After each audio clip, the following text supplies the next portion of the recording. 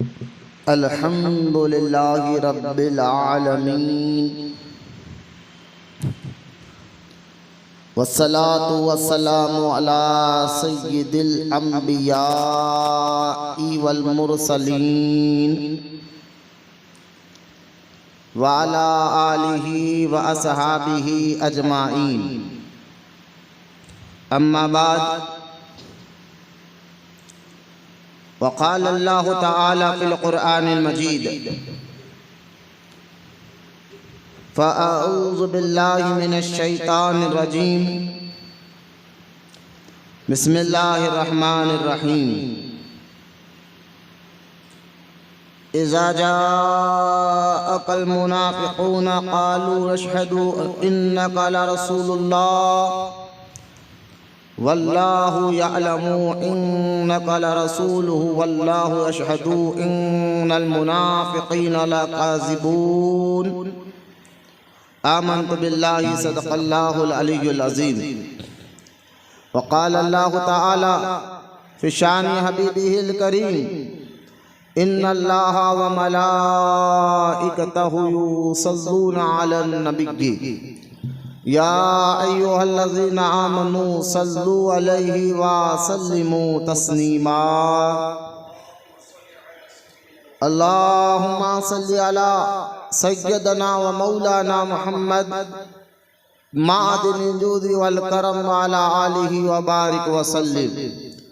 सलातन व सलामन अलैका या रसूलल्लाह सल्लल्लाहु तआला अलैहि व आलिहि व सहबिहि व सल्लम। अम्मा बाद, हर तारीफ और बड़ाई सिर्फ अल्लाह ताला के लिए है जो सारे जहान का मालिक है, मुख्तार है और जो सारे जहान का पालनहार है। मैं इस बात की गवाही देता हूँ कि आपके और हमारे प्यारे आका और मौला हुजूर पुरनूर रहमते कौनैन हज़रत सैयदना मुहम्मद मुस्तफ़ा अहमद मुश्तबा सल्लल्लाहु ताला अलैहि व आलिहि व सहबिहि व सल्लम अल्लाह ताला के आखिरी रसूल और उसके बरगुज़ीदा बंदे हैं। अल्लाह ताला हुजूर अकरम नूर मुजस्सम रहमत आलम सल्लल्लाहु ताला अलैहि व आलिहि व सहबिहि व सल्लम पर अहले बैत, सहाबा इकराम, ताबईन और तबे ताबईन औलियाए उम्मत पर क़यामत तक बकसरत रहमतें और बरकतें नाज़िल फरमाता रहे। आमीन। मोहब्बत से एक मरतबा दुरूद शरीफ पढ़ लीजिए। अल्लाहुम्मा सल्लि अला सय्यदना व मौलाना मुहम्मद मादिनिल जूदि वल करम व अला आलिहि व बारिक व सल्लिम। सलातन व सलामन अलैका या रसूलल्लाह सल्लल्लाहु ताला अलैहि व आलिहि व सहबिहि व सल्लम। मुअज़्ज़ज़ सामईन इकराम, अस्सलामु अलैकुम व रहमतुल्लाहि व बरकातुहू।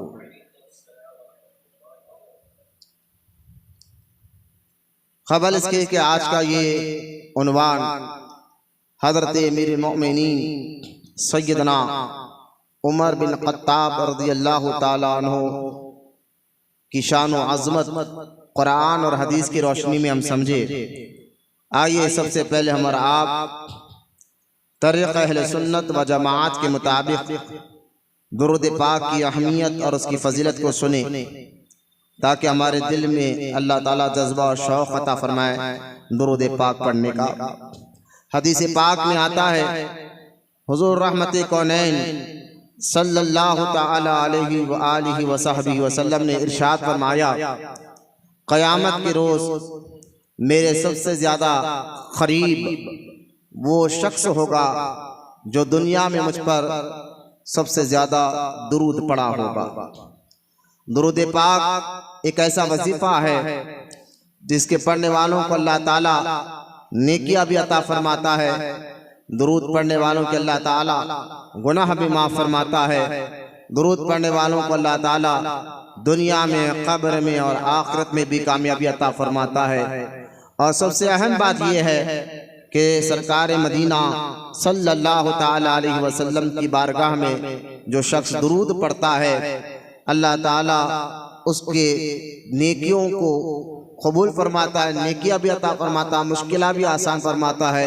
और हुजूर सल्लल्लाहु ताला अलैहि वसल्लम के वो क़यामत के रोज़ हुजूर के सबसे ज़्यादा करीब रहेगा। लिहाजा दुरूद पाक के बेशुमार फ़ज़ाइल अहादीस मुबारका में मौजूद है और बुज़ुर्गान दीन ने अपनी किताबों में इसके कई वाक़यात लिखे हैं। अल्लाह ताला हम तमाम को कहने सुनने से ज़्यादा अमल की तौफ़ीक़ अता फरमाए। आइए मोहब्बत के साथ दुरूद पाक पढ़िए। अल्लाहुम्मा सल्ली अला सय्यदना व मौलाना मुहम्मद मआदिनिल जूदी वल करम व अला आलिहि व बारिक व सल्लिम सलातु व सलामुन अलैका या रसूल अल्लाह सल्लल्लाहु तआला अलैहि व आलिहि व सहबिहि व सल्लम। मुअज़्ज़ज़ सामईन इकराम, जैसा आप जानते हैं कि ये मुहर्रम का मुबारक महीना शुरू हो गया है और आज की पहली तारीख है। 2025 ये चल रहा है सरकारी हिसाब से, और ये अरबी के हिसाब से जो है आप ये मुहर्रम का मुबारक महीना पहला जो शुरू हो गया। मुबारक महीना इसलिए कह रहा हूँ, कुरान ने इस महीने को मुबारक महीना कहा है। अहादीस में, कुरान और अहादीस में जो 4 महीनों के बारे में कहा गया वो अल्लाह के यहाँ बहुत इज्जत वाले महीने हैं, मुबारक महीने हैं। कुरान में भी इसका जिक्र है, हदीस पाक में भी इसका जिक्र है। उन 4 महीनों में एक महीना मुहर्रम का भी है जिसको अल्लाह ताला ने इज्जत वाला मुबारक महीना कहा है। और जैसा ये मुहर्रम का मुबारक महीना शुरू हो जाता है, ख़ास तौर पर अहले सुन्नत व जमाअत के सुन्नी गयूर मुसलमानों के दिल दिमाग में करबला के वो वाक़यात, सैयद शुहदा इमाम आली मुकाम इमाम हुसैन रज़ी अल्लाह ताला अन्हो के वो शहादत के वाक़यात, आपका वो अपने अहलो अयाल को कुर्बान करना, अपनी जान को कुर्बान करना दीन के लिए, शरीयत के लिए, कुरान हदीस के लिए, ये वाक़यात भी हमारे दिल दिमाग में ताज़ा हो जाते हैं। लेकिन जहाँ पर इन वाक़यात ज़िक्र महफिल इमाम हुसैन सजाई जाती है तो कई ऐसा भी देखने में और सुनने में आता है कि जैसा ही महफिल सजाए जाती तो उस महफिल में, जिस महफिल में जिक्र अहले बैत हुजूर के ख़ानदान का जिक्र किया जाता है, हुजूर के अहले बैत का जिक्र किया जाता है अलैहिस्सलाम, तो वहीं पर कुछ बदबख्त ऐसे लोग भी हैं कि जिक्र अहले बैत के नाम पर महफिल रखकर सहाबा इकराम के बारे में बेतुकी के अल्फाज ख़ास तौर पर मुहर्रम के महीने में इस्तेमाल करते हैं। ऐसे अल्फाज, ऐसी बातें बताते हैं जिसमें एक आम मुसलमान, आम सुन्नी मुसलमान सुनता है तो वो भी चकरा जाता है, क्या ऐसा हुआ है? तो जैसा ही देखिए आप उन सहाबा इकराम में ख़ास तौर पर 2 सहाबा को ख़ास तौर पर निशाना बनाया जाता है जिनको शेखैन कहा जाता है अहले सुन्नत के यहाँ, जिनका नाम हज़रत सैयदना अबू बकर सिद्दीक़ रज़ी अल्लाह ताला अन्हु है और हज़रत सैयदना उमर बिन इब्न ख़त्ताब रज़ी अल्लाह ताला अन्हु है। इनके बारे में तो जैसा मुहर्रम का महीना शुरू होता है तो ख़ास तौर पर इनको भी नाम लेकर निशाना बनाते हैं, और वो निशाना बनाने वाले कोई और नहीं, उनको अहले तशय्युअ कहा जाता है, शिया कहा जाता है। तो खैर हमें उनसे कोई मतलब नहीं है, लेकिन जैसा ये मुहर्रम का महीना शुरू हो जाता है तो जहाँ पर अहले तशय्युअ अपने घरों में, अपने मोहल्लों में शिया हज़रात अपनी महफिलें सजाते हैं अहले बैत के नाम पर, और वहाँ पर सहाबा इकराम को गालियाँ देते हैं। हम उनके कोई मतलब नहीं, हम उनको मुसलमान ही नहीं मानते हैं। लिहाजा दर्द उस वक्त होता है जब कुछ लोग अपने आप को सुन्नी फातिहा दुरूद वाला कहकर वो भी सहाबा के जिक्र से चिढ़ने लग जाते हैं और कहते हैं कि मुहर्रम के महीने में कम से कम अहले बैत का जिक्र होना चाहिए। तुम ये पहला जुमा है और तुम जो है हज़रत उमर इब्ने ख़त्ताब रज़ी अल्लाह ताला उनकी शहादत का वाक़या और उनके जिक्र क्यों छेड़ दिया? तो देखिए, जो लोग अपने आप को सुन्नी कहकर ऐसे सवालात करते हैं, मैं उनको इस रिकॉर्ड के जरिए कहूँगा कि हम अहले सुन्नत व जमात का अक़ीदा ही है जो 1400 साल से तमाम अकाबिर औलिया अल्लाह का, ताबईन का, तबे ताबईन का और सहाबा इकराम का है। कभी अहले सुन्नत व जमात में एक बात याद रखिए आप, कभी ऐसा नहीं हुआ था जो आज हो रहा है। सुन्नियत का नाम लेकर, सुन्नी होने का नाम लेकर आज जो बातें बयान किए जा रहे हैं, कहीं ना कहीं उसके अंदर शियत की बो आती है, तफजीलियत की बो आती है। लेकिन अगर आप पिछले दौर में चले जाए तो कभी ऐसा नहीं हुआ। बुजुर्गान दीन के दौर की जिंदगियों को पढ़ ले, औलिया अल्लाह की जिंदगियों को पढ़ ले, ताबईन की जिंदगियों को पढ़ ले, तबे ताबईन की जिंदगियों को पढ़ ले, सहाबा कराम की जिंदगियों को पढ़ ले। वो जिस जज्बे के साथ, जिस मोहब्बत के साथ, जिस अकीदत के साथ जो है हमारे बुजुर्गान दीन, हमारे उलमाए कराम शुरू से जिस जज्बा, जिस मोहब्बत और जिस यकीन के साथ सहाबा का जिक्र करते थे, वहीं पर अहले बैत का भी जिक्र करते थे। उनके अंदर कोई तजज्जुब नहीं था, शक शुबा नहीं था। उनके जहनों में सहाबा को लेकर कोई गलत बात नहीं थी, ना हुजूर के अहले बैत को लेकर है। लिहाजा आज ऐसा दौर चल रहा है, अहले बैत की मोहब्बत में कुछ लोग सहाबा पर तान कर रहे हैं और सहाबा कराम के बारे में गलत बातें आवाम के सामने रख रहे हैं, और कुछ लोग सहाबा का नाम लेकर अहले बैत हुजूर के खानदान पर तान कर रहे हैं और उनके शान में बेअदबिया कर रहे हैं। याद रखे, कोई अगर सहाबा को बुरा कहे या अहले बैत को बुरा कहे, वो सुन्नी नहीं हो सकता। लिहाजा सुन्नी तो वही है जो सहाबा से भी मोहब्बत करे, हुजूर के खानदान से भी मोहब्बत करे, जो सहाबा का भी अदब करे, हुजूर के खानदान का भी अदब करे, जो सहाबा की भी इज्जत करे और हुजूर के खानदान की भी इज्जत करे, इसी को सुन्नी कहा जाता है। और दूसरे लफ्ज में इसी को अहले सुन्नत व जमात कहा जाता है। तो आज के इस पुरफितन दौर में जहां सहाबा का जिक्र कर, खास तौर देखिए आज का ये उन्वान पहला जुम्मा, मुहर्रम की पहली तारीख भी है। क्यों हमने इस टॉपिक को रखा? इसलिए अमीरुल मोमिनीन हजरत सैयदना उमर इब्न खत्ताब रज़ी अल्लाह ताला अन्हु, वो ज़ात मुबारका है जिन्होंने हुजूर के खानदान की अहमियत, हुजूर अलैहिस्सलातु वस्सलाम के शान व अज़मत के साथ हुजूर के खानदान की कैसी इज्जत करना चाहिए, कैसा अदब करना चाहिए, ये प्रैक्टिकल तौर पर कर बताया है।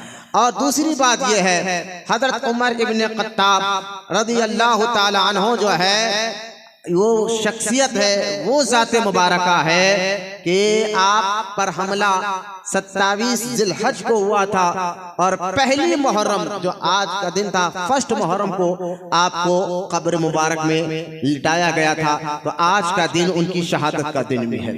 इसलिए आज पहली मुहर्रम को सुन्नी बरसों से रहा है, कई सौ साल से अहले सुन्नत व जमात के अकाबिर उलमा जब पहली मुहर्रम का दिन आता है, खास तौर पर हजरत उमर इब्ने खत्ताब रज़ी अल्लाह ताला अन्हु का जिक्र करते हैं और आवाम को उनके बारे में बताते हैं, आज के मुसलमानों को, कि ओ हजरत उमर इब्ने खत्ताब की शान क्या है, अल्लाह ताला ने कुरान में उनके बारे में क्या कहा, अहादीस में रसूलुल्लाह सल्लल्लाहु अलैहि वसल्लम ने क्या कहा और उनके जरिए से दीन को कितना फायदा पहुंचा है, दीन कितना तरक्की कर रहा है। ये सारी बातें आज और आवाम को जानना भी जरूरी। आज के दौर में तो खास तौर पर जाने कि हजरत उमर इब्न खत्ताब की क्या शान और खिदमत है। इससे पहले कि हजरत उमर इब्न खत्ताब रज़ी अल्लाह ताला अन्हु के मुताल्लिक़ कुछ बातें आपके सामने अर्ज करूं, मैं आपको पहले अर्ज कर चुका हूं, सुन्नी वो होता है जो सहाबा और अहले बैत का जिक्र साथ भी करता है और मोहब्बत के साथ भी करता है। कभी ऐसा नहीं हो सकता कि किसी का नाम ले और किसी से चिढ़े, ये सुन्नियत की पहचान नहीं है। सुन्नी होने की पहचान वही है जो सहाबा और अहले बैत का जिक्र बड़े अकीदत और मोहब्बत के साथ करे। आइए मैं आपके सामने हजरत उमर इब्ने खत्ताब रज़ी अल्लाह ताला अन्हु के मुताल्लिक़ जो है कुछ बातें अर्ज करने से पहले आपको कुरान पाक की बारगाह में लेकर चलता हूँ और कुरान से पूछता हूँ, हुजूर सल्लल्लाहु ताला अलैहि वसल्लम के सहाबा का मुकाम अल्लाह ताला ने क्या बयान फरमाया है। देखिए, सबसे पहले किसी शख्सियत को समझना है, किसी जात को समझना है और दीन को समझना है, शरीयत को समझना है, तो मुसलमान के पास सबसे पहले जो जरिया है वो कुरान पाक है। कुरान के जरिए आप किसी को समझ सकते हैं। अल्लाह का वली कौन है, अल्लाह का महबूब कौन होता है, अल्लाह ताला का दोस्त कौन होता है, इसको समझना है तो सबसे पहला जरिया कुरान है। कुरान ही के जरिए आपको पता चलेगा सहाबा इकराम का मुकाम क्या है। बेटा फोन जेबक में रखो मेरे बच्चे। मैं कुरान की बात कर रहा हूँ, बिल्कुल अदब के साथ सुन, हमें सबको अदब करना चाहिए। आज ज़रूरत है बड़ी तवज्जो दें इन बातों पर, वरना आपके और हमारे अकीदे को लूटने के लिए कुछ भेड़िए हमारे मोहल्ले हमारे गलियों में फिर रहे हैं। मरने के बाद ना दोस्त साथ आएगा कब्र में, ना रिश्तेदार, ना माँ, ना बाप, ना खानदान। मरने के बाद आपका अकीदा, आपका अमल कब्र में साथ आता है। उसको अगर आप मजबूत कर लिए तो आप कामयाब हो गए। आप अपनी औलाद को भी इस बात की ताकीद कर सकते हैं। फिर आपको समझ में आएगा कि अल्लाह ताला, कुछ लोग जो आज देखिए सोशल मीडिया का दौर है, आज छोटे छोटे बच्चों के हाथ में फ़ोन है, मोबाइल है, वो फेसबुक चलाना जानते हैं, वो इंस्टाग्राम चलाना जानते हैं, वो यूट्यूब चलाना जानते हैं। वो तो दुश्मनान इस्लाम, जो दीन के दुश्मन है, इस्लाम के दुश्मन है, उन्होंने देखा कि आज छोटा छोटा बच्चा इन चीज़ों का आदी भी हो गया है, आदत सी हो गई है। उनके हाथ में फ़ोन है, उनके हाथों में फेसबुक चलाने की आदत पड़ गई है, यूट्यूब चलाने की आदत पड़ गई है। तो आज फेसबुक और यूट्यूब के ज़रिए ख़ास तौर पर एक ऐसा वार हो रहा है और ऐसी हरकत की जा रही है कि नौजवान नस्ल के जहन और फिक्र और उनके अकीदे, खासकर मुसलमान उनका टारगेट होता है। और मुसलमानों में अहले सुन्नत व जमात, सुन्नी मुसलमानों पर उनका टारगेट होता है और उनके अकीदे को ख़राब किया जा रहा है और उनके जहनों में गलत बातें बिठाई जाती है। जैसा ये मुहर्रम का महीना आता है तो ख़ास तौर पर काले कपड़े वाले कहते हैं अबू बकर सिद्दीक ने माज़ल्ला बीबी फातिमा को साथ जुल्म किया था। हजरत उमर बिन खत्ताब ने हजरत बीबी फातिमा को माज़ल्ला लात मारा था, उनके घर के दरवाजे को तोड़ा था। अब आम सुन्नी इन बातों को सुनेगा तो वो तो यही समझेगा, हाँ ये हुजूर की बेटी कह सकते उन्होंने ऐसा किया था। तो आम मुसलमान यही समझेगा कि माज़ल्ला अबू बकर सिद्दीक माज़ल्ला, ये समझेगा कि माज़ल्ला वो मुसलमान हो ही नहीं सकते, उमर इब्न खत्ताब वो मुसलमान हो ही नहीं सकते। झूठी कहानियां, झूठे किस्से कहानियां गढ़ कर काले कपड़े वाले आज सोशल मीडिया के जरिए खास तौर पर अहले सुन्नत व जमात के जहनों को खराब कर रहे हैं, मुसलमान बच्चों के जहनों को खराब कर रहे हैं। तो मैं उनको कहूंगा कि हमारे पास इन काले कपड़े वालों के किस्से कहानियां सुनने के लिए नहीं, बल्कि उनके जरिए हम दीन नहीं समझेंगे। अगर अबू बकर और उमर को समझना है तो हमें कुरान काफी है। कुरान के जरिए इस शख्सियत को आप समझा। कुरान जो अल्लाह ताला का कलाम है, तमाम मुसलमान जानते हैं अल्लाह जैसा बेऐब है, कोई ऐब अल्लाह में नहीं है, अल्लाह हर ऐब से पाक है। इसलिए इसी तरह अल्लाह ताला का कलाम भी हर ऐब से पाक है। जो कुरान हमारे आका सल्लल्लाहु ताला अलैहि वसल्लम पर नाजिल किया गया है, उस कुरान में कोई ऐब नहीं है, कोई जो है गड़बड़ी नहीं है। आज हमें चाहिए कि इन उलमा के सामने बैठे, लेकिन आज हम रोडियों के साथ बैठने की आदत बन गई है, सूदखोरों के साथ बैठने की आदत बन गई है, मस्जिद में बैठने को दिल नहीं लगता, होटलों में बैठने की आदत बन गई है। तो आज ऐसे नौजवान और ऐसे बच्चे बहुत जल्दी जो है दुश्मन के बहकावे में आकर अपना ईमान और अपना अकीदा खराब कर रहे हैं। उनको पता तक नहीं चल रहा है कि उनके साथ क्या हो रहा है, लेकिन जब कब्र में जाएंगे पता चलेगा ईमान और अकीदा इन सोशल मीडिया के जरिए कैसा खराब किया जा रहा है। तो social media, Facebook, internet, YouTube और इंस्टाग्राम के जरिए ये जैसा मुहर्रम का महीना आता है तो शिया काले कपड़े वाले चीख चीख कर कहते अबू बकर ने ये किया था, हजरत उमर ने ये किया था। अब बच्चे जो है, जो खास तौर पर अहले सुन्नत व जमात के बच्चे समझते हाँ ऐसा हुआ होगा, ये वाकया ऐसा हुआ होगा, इन्होंने ऐसा किया होगा। इस तरह के फिर स्टेटस जो है फोनों पर लगा दिए जाते हैं, ईमान और अकीदे को खराब किया जाता है। आइए मैं इन जात को समझाना है तो आपको कुरान समझना होगा। कुरान से बेहतर कौन आपको बता सकता है कि ये कैसे लोग थे, इनकी जात कैसे थी। आज आप जो है काले पीले कपड़े पहने हरे कपड़े वालों की बातों को सुनकर किसी भी सहाबी की शान में जुबान ना खोले। किसी भी सहाबी, हुजूर के सहाबा 1 लाख से ज्यादा सहाबा थे जिन्होंने हुजूर को देखा, हुजूर पर ईमान लाया, ईमान की हालत से दुनिया गए, वो तमाम सहाबी। लिहाजा अहले सुन्नत व जमात का यही अकीदा है कि 1400 साल से मुसलमानों का यही मानना है कि इस जमीन पर अगर अंबिया के बाद, नबियों के बाद, अगर इंसानों में नबियों के बाद कोई सबसे ज्यादा इज्जत वाले अल्लाह के यहाँ है तो वो सहाबाए किराम। याद रखिए, अभी कुरान का अकीदा है। अब आए वो सहाबाए किराम जो इस जमीन पर नबियों के बाद अल्लाह के यहाँ सबसे ज्यादा इज्जत वाले लोग, जिनकी तारीफ अल्लाह ने कुरान में की है। तो एक बार जिसकी तारीफ अल्लाह कुरान में कर दे, एक बार जरा गौर से सुने, कौन आ रहा जा रहा उठ रहा बैठ रहा नहीं, मेरे पर तवज्जो फरमाए। अल्लाह ताला अगर किसी शख्स के बारे में कुरान में एक बार तारीफ कर दे तो याद रखे कि वो हमेशा भर के लिए जन्नती हो चुका है, क्योंकि उसका तारीफ करने वाला कोई आम इंसान नहीं, कोई आम जात नहीं, वो अल्लाह ताला की जात मुबारक है। क्यों? क्योंकि आप ऐसे कह सकते कि एक अल्लाह ताला अगर किसी के बारे में कुछ कह दे तो वो हमेशा ऐसा ही होता है। सहाबा के लिए कह दिया अल्लाह ताला कि हबीब तेरे तमाम सहाबी जन्नती, बोलो ना सुभान अल्लाह। अल्लाह ताला ने जब कुरान में कहा ना हबीब तेरे तमाम सहाबी जन्नती है तो बात खत्म हो जाती। लेकिन हमारे जहन फिक्र में ये सवाल नहीं होना चाहिए कि फिर अबू बकर जब जन्नती है, आज काले कपड़े वाला आपको कहे कि नहीं अबू बकर जन्नती नहीं, उमर जन्नती नहीं। अगर कोई काले कपड़े वाला आपको तकरीर में ये बताए सोशल मीडिया, क्योंकि अगर आप जाते नहीं ठीक है हजरत, लेकिन सोशल मीडिया पे छोड़ते कि फेसबुक पर यूट्यूब पर वो छोटे छोटे क्लिप सामने आ जाते हैं जिसमें वो काले कपड़ा ये चीख चीख कर कहता है कि हुजूर के दुनिया से जाने के बाद तुम लोग 1 लाख सहाबा कहते हो, सिर्फ 3-4 मुसलमान बाकी थे, सब मुनाफिक हो गए थे। अब आप बताइए, कुरान तो ये कह रहा है जो हबीब जिन्होंने तुझे देखा और ईमान लाओ सब जन्नती, और ये काले कपड़े वाला ये कह रहा है नहीं हुजूर के दुनिया से जाने के बाद वो सब बदल गए। तो ये इल्जाम सहाबा पर नहीं, ये इल्जाम अल्लाह की जात पर जाएगा। आप कहेंगे वो कैसा?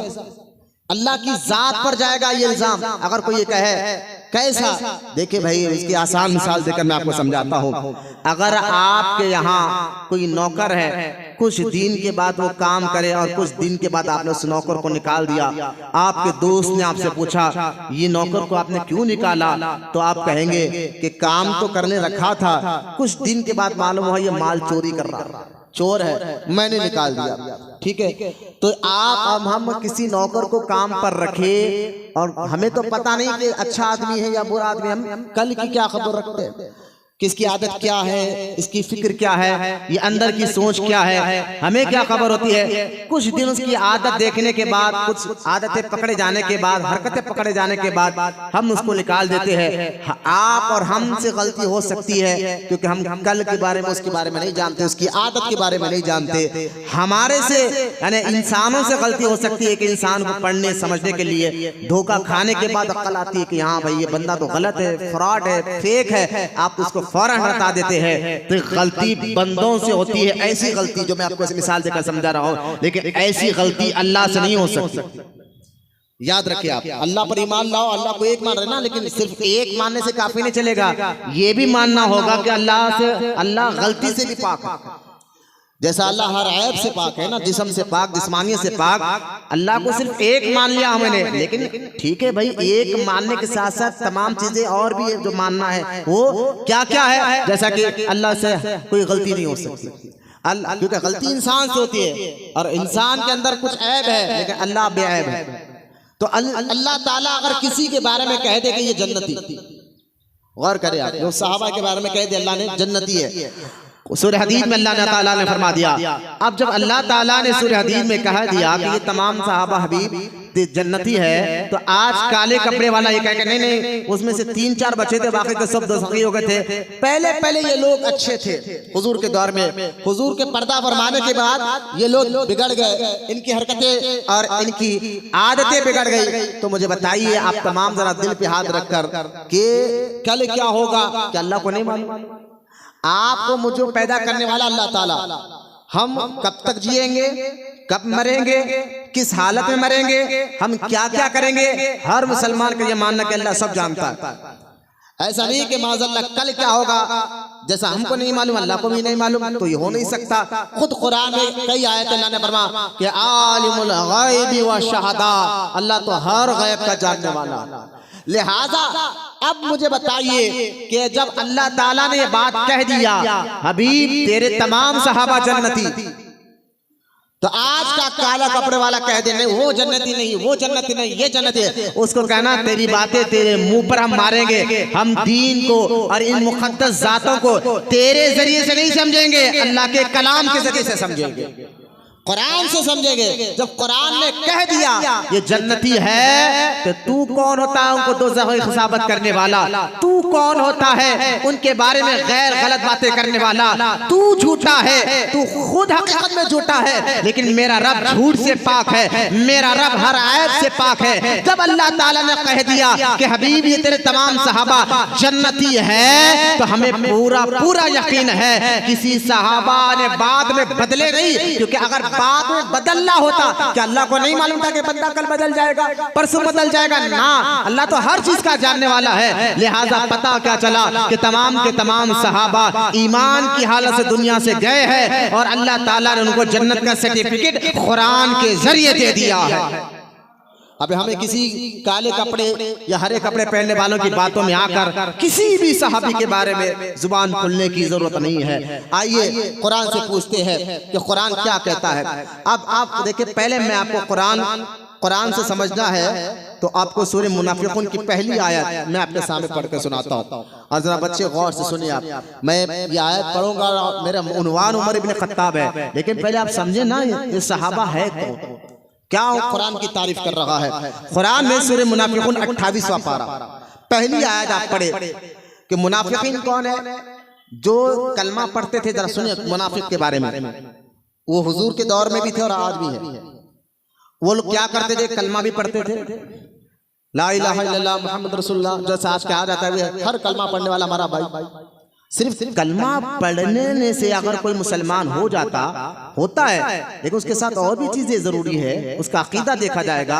अगर एक बंदा कलमा पढ़ रहा है और हुजूर के बारे में गलत बातें भी कर रहा है, तो कलमा पढ़े, वो नमाज पढ़े, वो रोजा रखे, लेकिन हुजूर का नहीं, तो ना वो अल्लाह की बारगाह में कबूल होता है, ना उसकी इबादतें अल्लाह की बारगाह में कबूल होती है। ये फैसला किसी मुफ्ती का नहीं है या किसी आलिम का नहीं है, कुरान का फैसला है। वो कैसे? तो आपको ये आयत समझना होगा। नौजवान बच्चों, बहुत आसान उर्दू में समझा रहा हूँ, आप अपने चेहरों से बताइए कि हाँ हजरत हम समझ रहे आप क्या कहना चाहते हैं। मैं कहना ही चाह रहा हूँ कि हल कलमा पढ़ने से कोई अगर ईमान अल्लाह की बारगाह में कबूल हो जाता, तो कुरान की आयत मैं भी आपके सामने पढ़कर सुनाऊंगा। इसका मतलब क्या है? जो अल्लाह ने कुरान में मुनाफिकों के बारे में कहा है, लेकिन ये हुजूर के दौर के मुनाफिक की बात नहीं है, वो तो उस दौर के मुनाफिक की ही बात है। लेकिन क़यामत तक जो मुनाफिक रहेगा वो कुरान की इस आयत के तहत आएगा। वो कलमा पढ़कर भी मुसलमान नहीं रहेगा, वो नमाज पढ़कर भी मुसलमान नहीं रहेगा। क्यों नहीं रहेगा? अरे आपने क्या, आपने कोई ठेका लेकर बैठा है? कहा हम ठेका लेकर नहीं बैठे हैं। कुरान कह रहा है कि अल्लाह ताला फरमाता है मैं एक मुसलमान नहीं। कैसे? आइए मैं कुरान का बताता हूँ। मुनाफिक जो हुजूर के दौर में नमाज भी पढ़ते थे, रोजा भी रखते थे, लेकिन अल्लाह कहता नहीं, हबीबी मुसलमान नहीं। बोलो ना सुभान अल्लाह। बात समझिए। फिर मुसलमान होने के लिए कलमा पढ़ना चाहिए, फिर क्या चीज है? तो आप देखिए कुरान पहले क्या कहता है। मैं 28वां पारा पहली आयत अल्लाह फरमाता है, इज़ा जाअकल मुनाफिकून क़ालू, तवज्जो दे, मेरी तरफ देखे, कौन आ रहा जा रहा, वो बच्चे उनको तो पेट में कुछ तकलीफ है, हमेशा जुम्मा बैठते हैं शायद, लेकिन आप उधर मत देखिए। अगर आपको कोई तकलीफ है तो बैठिए सीधा, और मेरे कुछ तकलीफ है तो सुस्ती कहली से के साथ मत बैठे, वरना बाहर जाकर टहल कर चाय पाई पी के आखिरी में आइए परवाह नहीं। लेकिन चेहरे पे हशाश बशाशी लाकर बैठे, कुरान सुन रहे हैं, हदीस सुन रहे हैं। आप अपने आप को बोलिए, अपने नफ्स को बोलिए, यार दोस्तों में 4-4 घंटे बैठ जाता है, होटलों में बैठता, मस्जिद में बैठने किस चीज की बेचैनी तुझे है? तो अपना नफ्स के अंदर ताकत आएगी इंशाल्लाह, रूहानी ताकत आती है। ये बुजुर्गान दीन ने मस्जिद में बैठने के लिए तोड़गा बताया। मस्जिद में बंदा जब बेचैन हो तो अपने आप को डांटे, खुद को डांटे, नफ्स को डांटे। खामोश बैठ, 5-5 घंटे फोन देखते बैठा जब सुस्ती नहीं करता, होटलों में बैठता अपने आप को डांटे, फला के साथ बैठता जब सुस्ती नहीं करता, मस्जिद में बैठे तो क्यों सुस्ती आ रही है? अपने आप को कहना एक जिस्म में रूहानी ताकत आएगी इंशाल्लाह, आप खुद तब्दीली महसूस करेंगे। अपने आप को डांटे कभी तो ये नफ्स को डांटना कहता है, अपने आप को डांटना, नफ्स को डांटना। अब कुरान सुनिए आप, कुरान अल्लाह का कलाम है। आज हमारा हाल गाने सुनकर, म्यूजिक सुनकर धड़कता है, क्योंकि हमारे जहनों में वो फिक्र पैदा की जा रही है इस्लाम के दुश्मनों ने।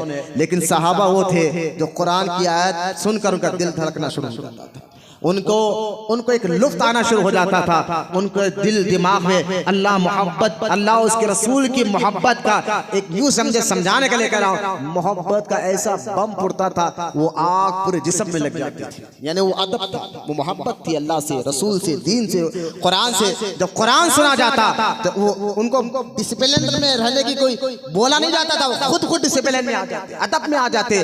क्यों? क्योंकि जिससे मोहब्बत होती है, जब उसका जिक्र हो तो बंदे के अंदर तब्दीली आ जाती है। तो अगर आपके दिल में वाकई अल्लाह रसूल से मोहब्बत होना भी चाहिए, ईमान का तकाजा है, कुरान से मोहब्बत है, तो उसका पहला पहचान क्या है? डिसिप्लिन, अदब। ये पहली पहचान है। जिससे मोहब्बत हो तो उसका जिक्र तो अदब आ जाता है, डिसिप्लिन आ जाता है।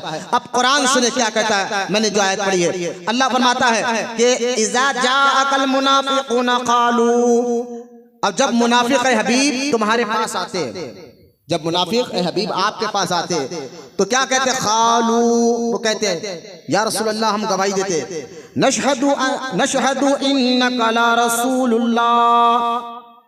अब देखिए मुनाफिक हुजूर के पास आके कहते थे कि या रसूल अल्लाह हम गवाही देते, क्या? नशहदु इन्नका ला रसूलुल्लाह, हम ये इस बात की गवाही देते हैं कि बेशक यकीनन आप अल्लाह के रसूल है। ये मुनाफिक क्या करे? गौर से सुनिए कि जब आपके पास ये मुनाफिक आते हबीब, क्योंकि मुनाफिक की मुनाफिकत अल्लाह से छुपी नहीं सकती, दिल में क्या है, जुबान पर क्या है, ये अल्लाह जानता है ना। तो अल्लाह ताला फरमाता है नशहदु इन्नका ला रसूलुल्लाह, ये आपके पास आते हैं तो आपके सामने आकर कहते हैं कि यकीनन ऐ अल्लाह के रसूल हम मानते हैं, हमें यकीन है कि आप अल्लाह के रसूल हैं। लेकिन अल्लाह फरमाता है, अल्लाह कुरान में कहता है, कुरान का जवाब सुनिए, अल्लाह आगे फरमाता है वल्लाहु यअलमु इन्नका लरसूलुहु, अल्लाह फरमाता है कि बेशक हबीब मैं जानता हूं। अल्लाह कह रहा है कुरान में, अल्लाह फरमाता है कि हुजूर से बेशक यकीनन अल्लाह फरमाता है बेशक मैं जानता हूं, ये झूठ बोल रहा है। अल्लाह अकबर। मुनाफिक हुजूर के सामने आकर कहते हैं कि या रसूल अल्लाह हम मानते हैं अल्लाह के रसूल है, लेकिन नहीं, अल्लाह कलमा पढ़ रहे हैं, अल्लाह को एक मान रहे हैं, रसूलुल्लाह पाक को कह रहे हैं कि हम आप पर ईमान लाए, हम यकीन करते हैं। लेकिन अल्लाह फरमाता है कि वल्लाहु यअलमु इन्नका ला रसूलुहु वल्लाहु यशहदु इन्नल मुनाफिकीना ला काज़िबून। अल्लाह फरमाता है हबीब बेशक अल्लाह जानता है तुम उसके रसूल हो और मैं गवाही देता हूँ। अल्लाह फरमाता है मैं गवाही दूं, अल्लाह खुद गवाही दे रहा, क्या?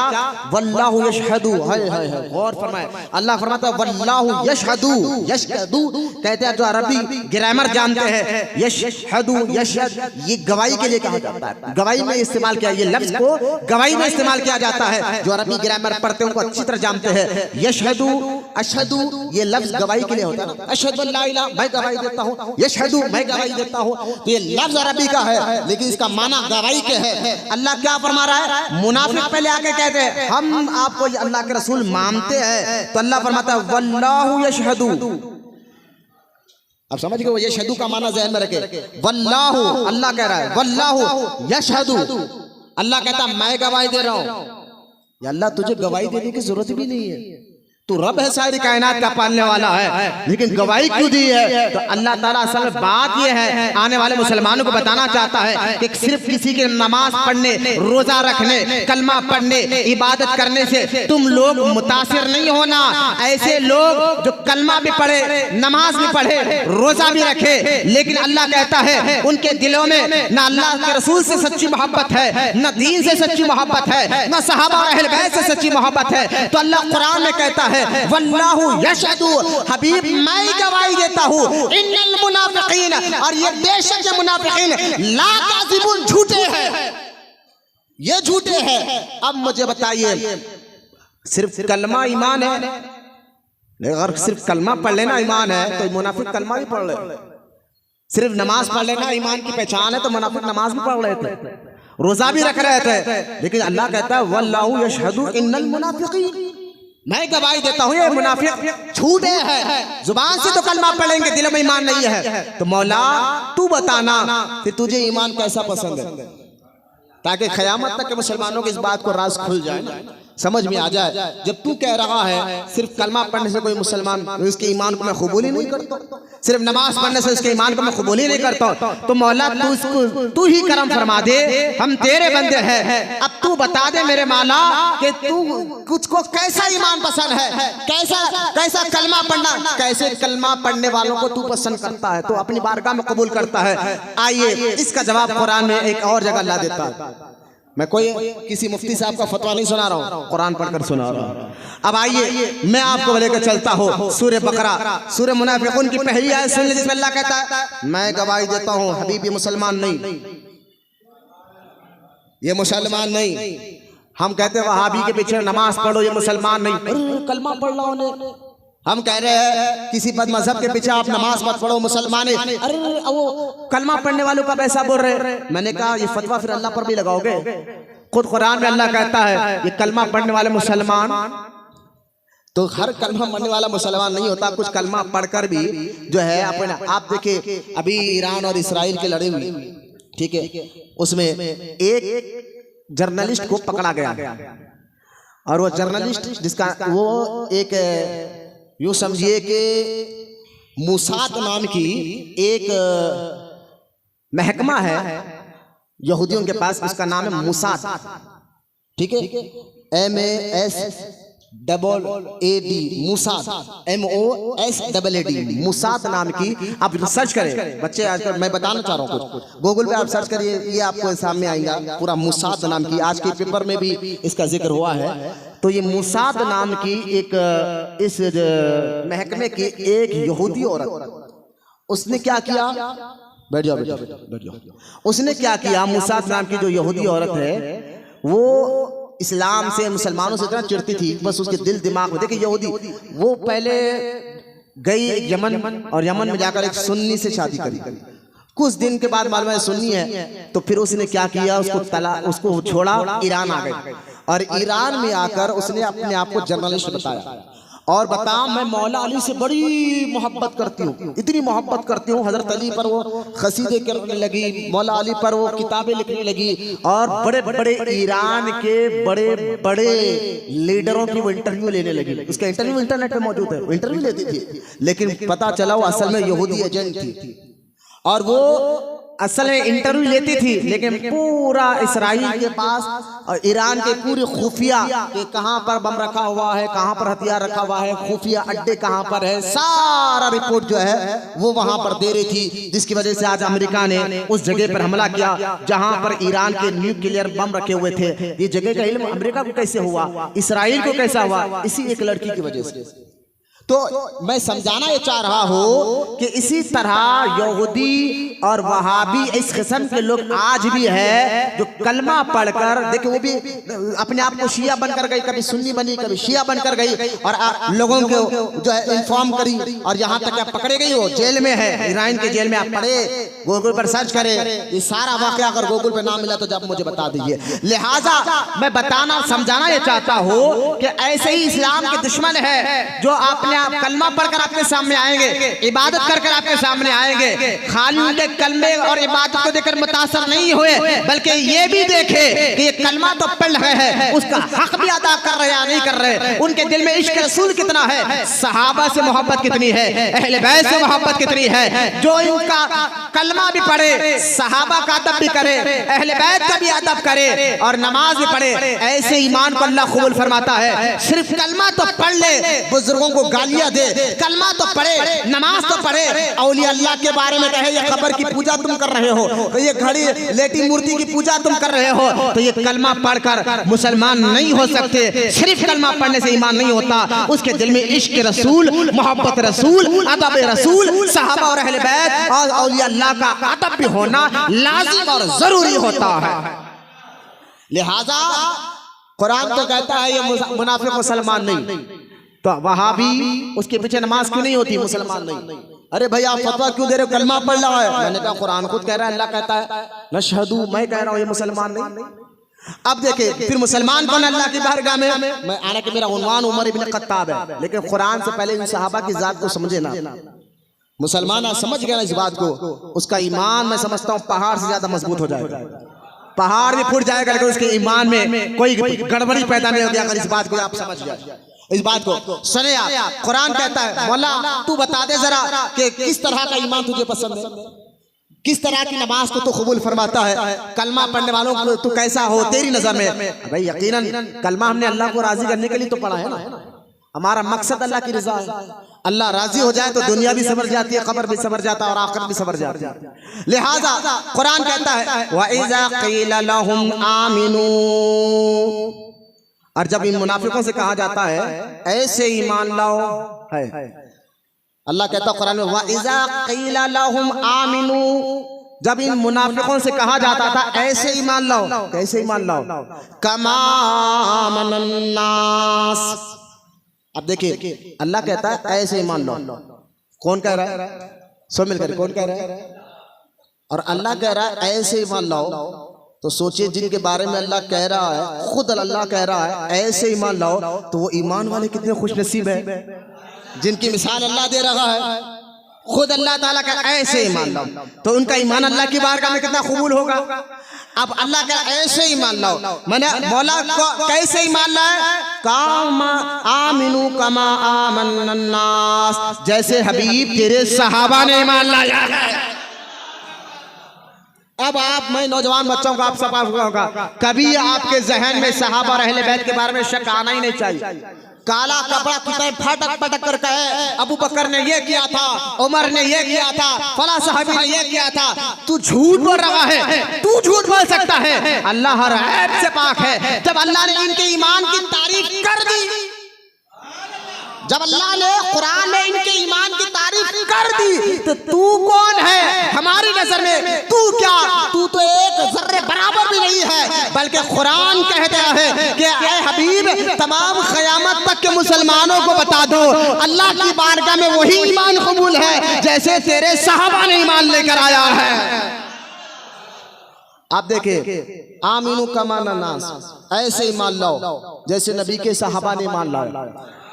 अब इस बात पर नबी के सहाबा का ईमान क्या था, उमर इब्न खत्ताब का ईमान कैसा था, अल्लाह से मोहब्बत, रसूल से मोहब्बत। सहाबा में सबसे ऊंचे दर्जे के सहाबी का नाम अबू बकर है, उनके बाद हजरत उमर इब्न खत्ताब है। सोचिए आज उनके शहादत का दिन है, लेकिन कुरान क्या कहता है पूरे सहाबा के बारे में, यहाँ अबू बकर उमर की पूरे सहाबा के बारे में बात चल रही है, 1 लाख से ज्यादा। अल्लाह कहता है कि ए मुनाफिकों ऐसे ईमान लाओ जैसे नबी के सहाबा ने ईमान लाया। सहाबा को कैसा इश्क था अल्लाह से, रसूल से, उनका अकीदा क्या था। सहाबा का यही अकीदा था कि नबी गैब की हर खबर जानते। अगर वही अकीदा सुन्नी रख ले तो हम पागल, हम बेवकूफ, ऐसे जुमले इस्तेमाल करते हो, अरे तुम्हें क्या मालूम, तुम्हें बेवकूफ बनाया जा रहा है, तुम्हें पागल बनाया जा रहा है, गैब की खबर सिर्फ अल्लाह रखता है। अरे भाई अल्लाह के बताने से नबी भी गैब की खबर रखते हैं, ऐसा मानना तो सहाबा का था, सहाबा का ईमान भी था। हुजूर कभी सहाबा से पूछते ना बताओ इसके बारे में तुम क्या जानते हो, तो सहाबा इकराम ये नहीं कहते थे वल्लाहु आलम, अल्लाह बेहतर जानता है मुझे नहीं मालूम, नहीं ये जुमला नहीं कहते थे सहाबा। सहाबा कहते थे वल्लाहु रसूलु आलम, अल्लाह उसका रसूल बेहतर जानता है। अब मुझे बताइए, क्योंकि ऐसे अगर किसी नबी के बारे में गैब, नबी ये मानना कि नबी गैब की खबर रखते हैं, अगर ये मानने से कोई मुसलमान काफिर और मुशरिक हो जाता था, तो सहाबा का तो अकीदा वही था कि अल्लाह के बताने से नबी गैब की खबर जानते हैं, और अल्लाह ने सहाबा के ईमान को कबूल फरमाया है। तो अब हमें कहा नहीं तुम लोग पागल हो, तुम्हें बेवकूफ बनाया जा रहा है। अरे तू पागल होगा, हम बेवकूफ नहीं है, हम तो सहाबा के अकीदे को अपनाने वाले मुसलमान, जिसको आज अहले सुन्नत व जमात कहा जाता है।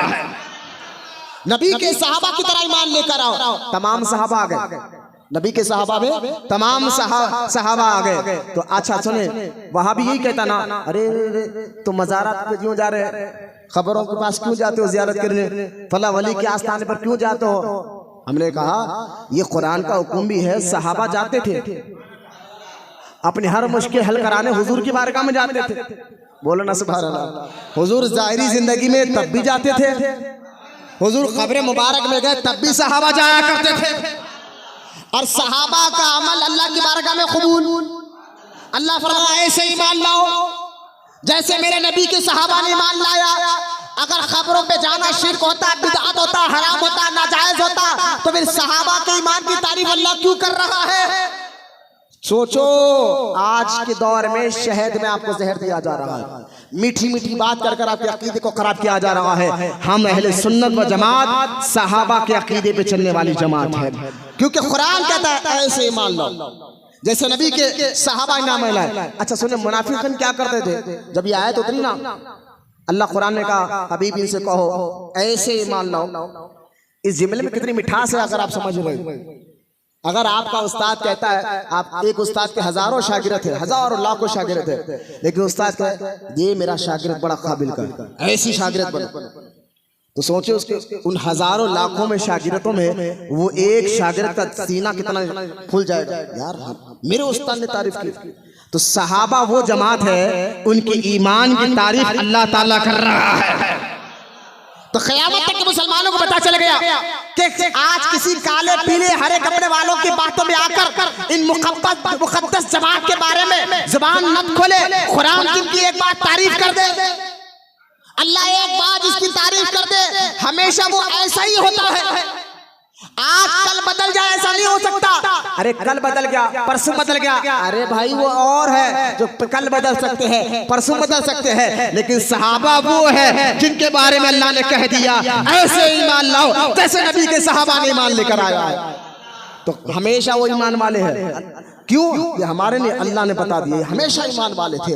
और अब जब ये कहा जाना तो मुनाफिक क्या कहते थे, सुनिए आप, सुनकर आप हैरान हो जाएंगे। कुरान कह रहा है जिक्र सूरह बकरा में अल्लाह फरमाता है जब उनसे कहा जाता ऐसे ईमान लाओ जैसे नबी के सहाबा ने ईमान लाया है, तो कुरान में कहते हैं मुनाफिक सुन गए। अच्छा कहते थे कालू आनुमिनु कमा, मुनाफिकीन का जिक्र हो रहा है।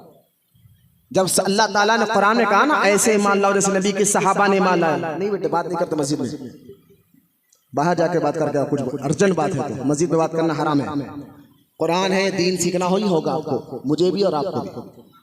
लिहाजा गौर फरमाए जब उनको कहा जाता कि नबी के सहाबा की तरह ईमान लाओ तो वो क्या कहते थे, सुन के आप हैरान हो गए। कुरान जिक्र कर रहा है कालू आनुमिनु कमा आमनु सुफहा, हम ऐसे पागलों की तरह ईमान लाए। माज़अल्लाह, सहाबा को मुनाफिक कह रहे हैं ये पागल लोग। क्यों पागल कहा जा रहा है मालूम है? सहाबा हुजूर के लिए जान माल सब कुछ लुटाने तैयार रहा करते थे।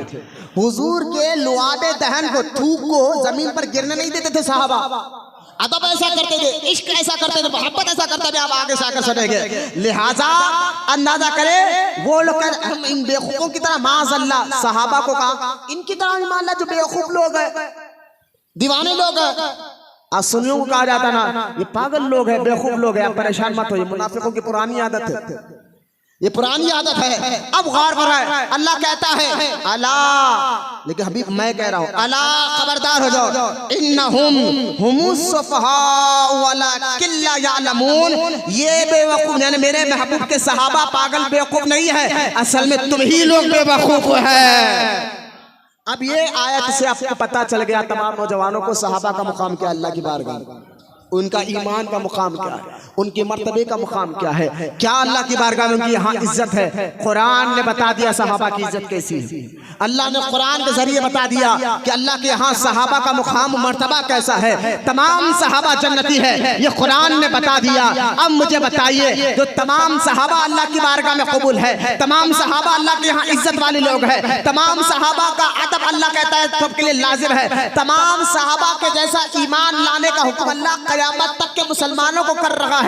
इससे अंदाजा आप तमाम कर ले कि अल्लाह की बारगाह में सहाबा का मुकाम मर्तबा कैसे है। तो सहाबा में तमाम सहाबा अल्लाह की बारगाह में कबूल है, मकबूल है। तो सोचिए तो तमाम सहाबा में दूसरे नंबर के सहाबी है, पहले अबू बकर है, दूसरे उमर इब्ने खत्ताब है। उस सहाबी हजरत उमर इब्ने खत्ताब का मुकाम मर्तबा कैसा होगा।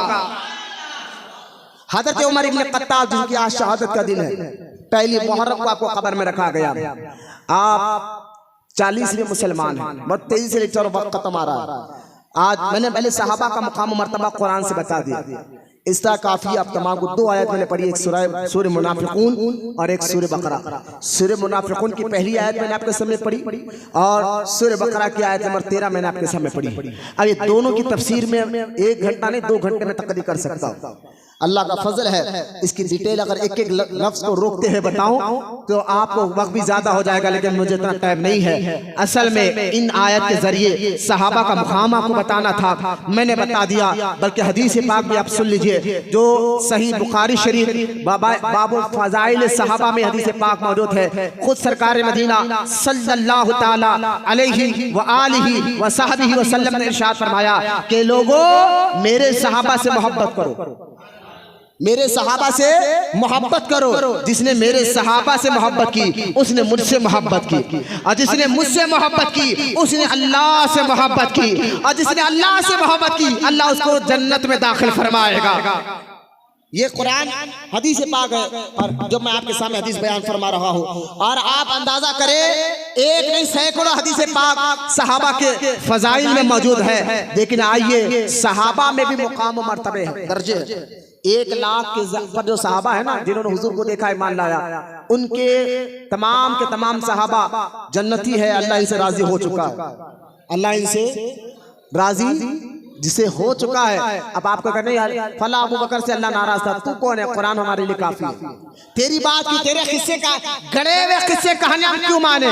अबू बकर ने ये किया था, उमर ये किया था। अरे कुरान जब उनके बारे में कहते, कुरान जब कहते, कुरान कहता अल्लाह रज़ी अल्लाहु ताला अन्हुम व रज़ू अन, अल्लाह कुरान में कहते मैं इनसे राजी हो चुका हूँ, ये मुझसे राजी हो चुके हैं। तो तेरे किस्से कहानियों में हम काले कपड़े वाले अपने अकीदे और ईमान को हरगिज खराब नहीं कर सकते। हमारे लिए तू जरिया नहीं दीन को समझने का, हमारे लिए कुरान जरिया है दीन और सहाबा को समझने का। कुरान में बता दिया। तो अब अंदाजा करें सहाबा इकराम के भी दर्जे हैं। ये दर्जे हमने नहीं रखे, और ये दर्जे आपने रखा नहीं, ये दर्जे भी अल्लाह उसके रसूल ने रखे। दर्जे हमने नहीं रखे सहाबा के। कुरान और हदीस अगर पढ़ेंगे तो आप देखें 3रे पारे में अल्लाह फरमाता है तिल कर रसूल कहकर कि हमने नबियों को भेजा है और बास को बास पर फजीलत अता फरमाई है। इसी तरह अल्लाह ताला ने अपने हबीब के सबसे ज्यादा अहमियत अल्लाह ने हुजूर को अता फरमाई, और उसके बाद हुजूर के नबियों के बाद हुजूर के सहाबा को अता फरमाई। सहाबा के 1 लाख सहाबा के भी दर्जे हैं। उन 1 लाख सहाबा में सबसे ज्यादा फजीलत वाले 4 सहाबा है। 4 में पहले का नाम अबू बकर है। और ये अकीदा हुजूर गौसे पाक ने बयान फरमाया अपनी किताब गुनियतुत तालिबीन में। गौसे आजम फरमाते हैं तमाम सहाबा में सबसे ज्यादा फजीलत वाले अल्लाह की बारगाह रसूल की बारगाह में 4 है, और 4 में सबसे पहले अबू बकर है, दूसरे उमर इब्ने खत्ताब है, तीसरे हजरत उस्मान गनी है, चौथे मौला अली है रज़ी अल्लाह ताला अन्हु अजमाइन। यही अकीदा आज से हजारों 100 साल से अहले सुन्नत व जमात का अकीदा ही रखा हुआ है। आइए हजरत उमर इब्ने खत्ताब रज़ी अल्लाह ताला अन्हु के बारे में, जिनके जरिए अल्लाह ने दीन को इज्जत अता फरमाई, बोलिए सुभान अल्लाह। जिनके जरिए कुरान पाक में और हदीस पाक में अल्लाह ने दीन को, आप पढ़ कर देखे, जिस जात के जरिए अल्लाह ने दीन को इज्जत दी। जाने दीजिए, उठने बैठने वाले पर नजर मत दीजिए, मेरी तरफ रखें। अल्लाह हमें मस्जिदों में बैठने अदब से बैठने की तौफीक अता फरमाए। दुरूद शरीफ पढ़िए, अल्लाहुम्मा सल्ली अला सय्यदना मौलाना मुहम्मद मआदिन जुदी वल करम व अला आलिहि व बारिक वसल्लम। हजरत उमर इब्ने खत्ताब अगर आप देखें हुजूर के पैदा होने के बाद 13 साल बाद पैदा हुए मक्के में, 13 साल बाद पैदा हुए, और आपका खानदान बनु अद्दी से था। बनु अद्दी जो हजरत उमर इब्ने खत्ताब का खानदान, हुजूर मक्का शरीफ में जब पैदा हुए ना, 7 खानदान ऐसे थे जो सबसे बड़े इज्जत वाले कबीले थे। कितने कबीले? 7 खानदान या 7 कबीले, आप समझ लिया है। 7 खानदान के लोग, 7 कबीले के लोग ऐसे थे कि जिनके पूरे अरब में उनको इज्जत की निगाह से देखा जाता था, मोहब्बत की निगाह से देखा जाता था। उन 7 कबीलों में सबसे पहला कबीला जो सारे अरब के लोग जो सबसे पहले कबीले को इज्जत देते थे, उस कबीले का नाम बनु हाशिम है। उसी कबीले में हमारे और आपके नबी पैदा हुए हैं। देखो मैं उठने बैठने वालों को बोल दो पहले, या तो मस्जिद में न को बोलो, दुरूद शरीफ पढ़िए। वही बोला ना, मस्जिदों में बैठना नहीं, होटलों में बैठने की आदत बन गई ना। चबूतरों पे, होटलों में पहलवानों सूदखोरों के साथ बैठने की आदत बन गई। क्या हुआ पहलवान? लिहाजा यही हाल हमारा हो रहा है कि मस्जिद में बैठने को नौजवान है माशाल्लाह हट्टे कट्टे, लेकिन मस्जिद में चेहरा उतर जा रहा, खिल जा रहा। बहुत ज्यादा जरूरत काम भी नहीं रहता, बाहर जाकर फुगट के कामों में वक्त निकालते हो। लिहाजा आप अंदाजा फरमाया हजरत, क्योंकि ये जात को समझेंगे तो दीन आपको समझ में आ जाएगा। अगर आप दीन समझना चाहते हैं तो किसी सहाबी की एक जिंदगी को पढ़ लें, दीन आपको समझ में आ जाएगा कि अल्लाह से मोहब्बत कैसी करना चाहिए, रसूल से मोहब्बत कैसी करना चाहिए, सहाबा अहले बैत से मोहब्बत कैसे करना चाहिए। हजरत उमर इब्न खत्ताब की पैदाइश बता रहा था और आपका खानदान बता रहा था। हुजूर के पैदा होने के 13 साल बाद आप पैदा हुए और बनु अद्दी कबीले में पैदा हुए। जो 7 कबीलों में सबसे पहला कबीला जो इज्जत वाला था वो हुजूर का खानदान था। दूसरा बनु अद्दी था जो हजरत उमर इब्न खत्ताब का कबीला था। उसी कबीले में, उसी खानदान में हजरत उमर इब्न खत्ताब रजी अल्लाह ताला अन्हु पैदा हुए। हजरत उमर इब्न खत्ताब को अल्लाह ने शुरू से ऐसी इज्जत अता फरमाई, गौर फरमाया कि बाद एक शख्स, एक जात ऐसा होता है, पहले उसको कोई गुमनाम जिंदगी होती है, कोई उसको पहचानता नहीं, बाद में किसी जरिए से पहचान बना लेता है, जरिए बना लेता है। लेकिन ये ऐसे जात कम ही नजर आएंगे जो अपने हर वक्त में अपनी एक पहचान रखा है। हज़रत उमर इब्न खत्ताब का अगर जिंदगी को देखे तो आपके जिंदगी के 3 दौर है। पहला दौर वो जब आप ईमान नहीं लेकर आए, दूसरा दौर वो जब आप ईमान लेकर आए, तीसरा दौर वो जब आप खलीफा थे, अमीरुल मोमिनीन थे और बर्रे सगीर पूरे यूं समझिए 32 लाख मुरब्बा मील पर आपकी हुकूमत जारी थी।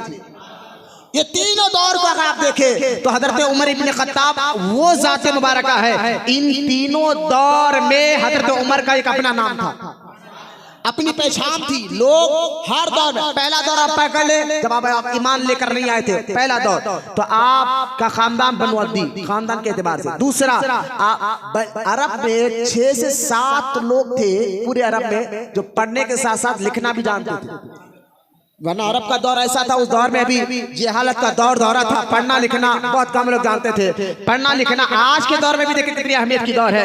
1400 साल पहले कि जिस दौर में हुजूर पाक सल्लल्लाहु ताला अलैहि वसल्लम है, उस दौर में पूरे अरब में 6 से 7 लोग थे जो पढ़ने के साथ साथ लिखना भी जानते थे। उन 6 से 7 लोगों में एक हजरत उमर इब्न खत्ताब भी थे। अरे भाई पढ़े लिखे के लोगों की आज भी इज्जत है ना, लोग बोल रहे बड़ा पढ़ा लिखा, बड़ा एजुकेट है, बड़ा एजुकेशन। लिहाजा उन दौर में जब पढ़ना लिखना अहमियत नहीं दिया जाता था, ऐसे दौर में हज़रत उमर इब्न खत्ताब रज़ी अल्लाह ताला अन्हु जो पढ़ना भी जानते थे और लिखना भी जानते थे। अभी ईमान नहीं लाए, पहले का दौर है। और तीसरी आपके अंदर खूबी थी कि आप ऊंटों को चराया करते थे। ऊंट को चराना आपके वालिद ने, आप खत्ताब ने आपको नौकरी दी थी। आप अपने वालिद के ऊंटों को जंगल में लेकर चरा कर लेके आते थे और आप गौर फरमाए ये आपकी ड्यूटी भी थी। और चौथा, लोग फैसले कराने, लड़ाई हो जाता, झगड़ा हो जाता तो लोग फैसले कराने आपके पास आया करते थे, क्योंकि आप अपने वक्त के जज भी थे। ये उमर इब्न खत्ताब का पहला दौर बता रहा हूं मैं आपको, ईमान नहीं लाने से पहले, क्योंकि आपकी उम्र 27 साल या 30 साल या 37 साल ईयर आपकी उम्र थी तब आपने कलमा पढ़ा। जब तक आपने कलमा नहीं पढ़ा था, गौर फरमाइए कि आप कलमा पढ़ने से पहले आपकी जात ऐसी थी कि आप जो पढ़ना लिखना जानते थे, आप फैसले किया करते थे, बनु अद्दी कबीले से थे।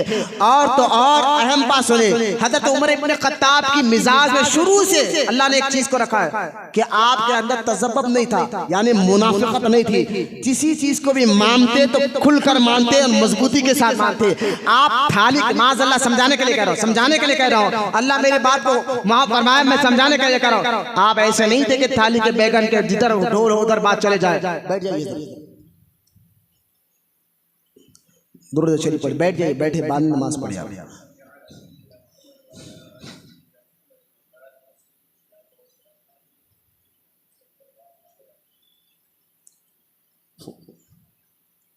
अल्लाह हमें दीन सीखने की समझ दे, बस और कुछ नहीं। लिहाजा गौर फरमाइए कि हाँ, हजरत उमर इब्न खत्ताब रजी अल्लाह ताला अन्हु, मेरे बयान का दब नहीं ना मेरी तकरीर का दब है, कुरान हदीस का दब है, ये याद रख लिया। उलमा ने मना फरमाया कि जब खुतबा होता हो तो नमाज ना पढ़े, नमाज ये दीन सीखेंगे हम। और मेरे अगर मेरी तकरीर नहीं, माज़अल्लाह मैं ऊंचा भी बैठा हुआ हूँ तो कुरान बयान करने के लिए बैठा हूँ, वरना मैं आपके कदमों में बैठकर बयान करने तैयार हूँ। ये इज्जत अल्लाह ने कुरान की वजह से अता फरमाई है। अदब कुरान का है, हदीस का है, वाक़यात का है, जो ये बयान किया जा रहा है। गौर फरमाइए, हज़रत उमर इब्न ख़त्ताब रज़ी अल्लाह ताला अन्हु की पहली ज़िंदगी का मैं आपके सामने मरहला रख रहा था कि आप ईमान लाने से पहले इस तरह मशहूर थे, अरब कबीले में लोग आपसे फैसले कराते थे और आपकी मिजाज तज़ब्बुब नहीं था। आप जिस चीज़ को मानते तो मजबूती के साथ मान लेते।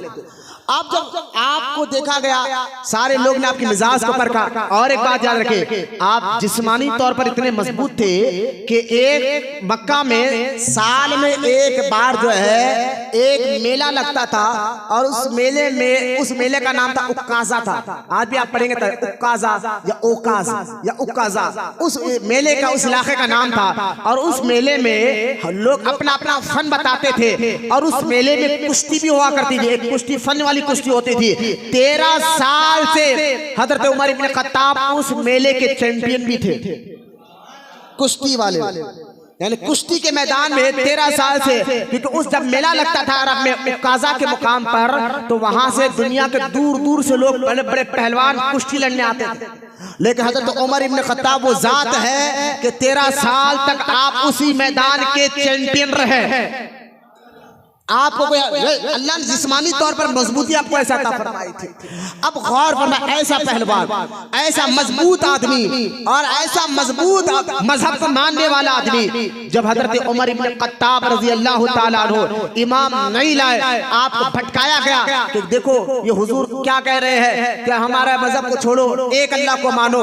इधर आपके जहन में शक और शुबे डाले जा रहे हैं, इधर मुसलमानों को मुशरिकीन तंग कर रहे, इतना तंग कर रहे, इतना तंग कर रहे हैं कि ना वो नमाज पढ़ सकते हैं खुलकर, ना कलमा पढ़ सकते हैं खुलकर, बल्कि सहाबा को इतना तंग किया जा रहा है। जो कलमा पढ़ लेता उसकी प्रॉपर्टी खींच ली जाती और उसके बच्चों को मारा जाता, उसकी घर की औरतों को मारा जाता, उनके घरों में घुसकर उनके सामान को लूट लिया जाता। सहाबा जब इतनी तकलीफें बर्दाश्त कर उन्हें मारा जा रहा है, उन्हें तकलीफें दी जा रही है, उन्हें गालियां दी जा रही है, उन्हें अरब में चैन से उनके मोहल्ले, उनके शहर में सुकून और चैन से रहने नहीं दिया जा रहा है। सोचिए, तब भी उन सहाबा ने रसूल का दामन नहीं छोड़ा, जब भी उनकी जुबान पर यही था अहद अल्लाह एक है और रसूलुल्लाह पर वो यकीन से साथ उनका दामन पकड़कर जिंदगी गुजार रहे थे।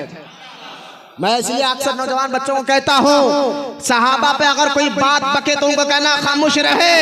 अरे आज अगर हम भी उस पार्टी का साथ देते हैं जो पार्टी पावरफुल हो, उसका साथ हम भी देते हैं, अगर इसके साथ हो जाए तो हमारे हाथ में पावर आ जाएगा, हमें कोई कुछ बुरा नहीं बोल सकेगा, टेढ़ी नजर से नहीं देखा जाएगा। कमजोर आदमी के साथ कोई नहीं खड़ता।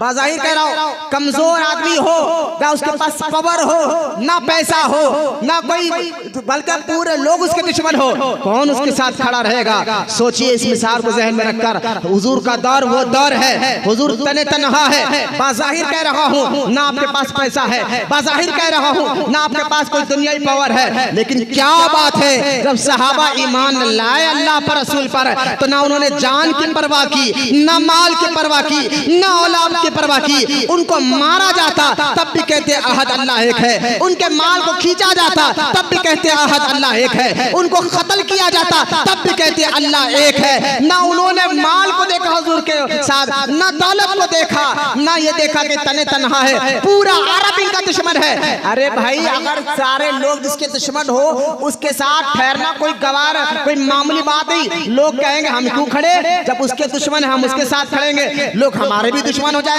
कौन अपनी जान को मुंह मोड़ ले, कौन अपनी जान को खतरे में डाले, लेकिन सहाबा वो है जो हुजूर के साथ खड़े रहे, ऐसी हालत में खड़े रहे जिस हालत में खड़े रहना मौत को दावत देना था।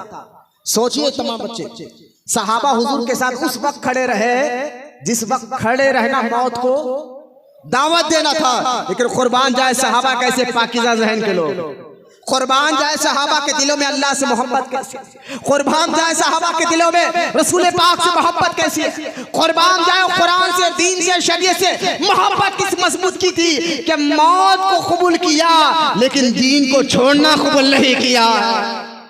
आज उनके बारे में कहोगे फला साहबी ने ये किया, फला, तू था उस दौर में, तू छोड़ता था अपने दौलत के, तू तो आज अपने चंद पैसों के लिए नमाज को छोड़ देता है। तू चंद दौलत के लिए कलमे को बेचने वाले ईमान फरोश लोग हो तुम लोग, जो चंद पैसों के लिए तुम सहाबा पर भोंक रहे हो। वरना ईमान वाले कल भी है, आज भी अल्हम्दुलिल्लाह जिंदा है, जो अपनी जान तो दे सकते हैं, सहाबा और अहले बैत की शान में जरी सी गलती बर्दाश्त नहीं कर सकते। और आज के इस दौर में ऐसे लोगों को मसलके आला हजरत इमाम अहमद रजा का पैरोकार माना जाता है।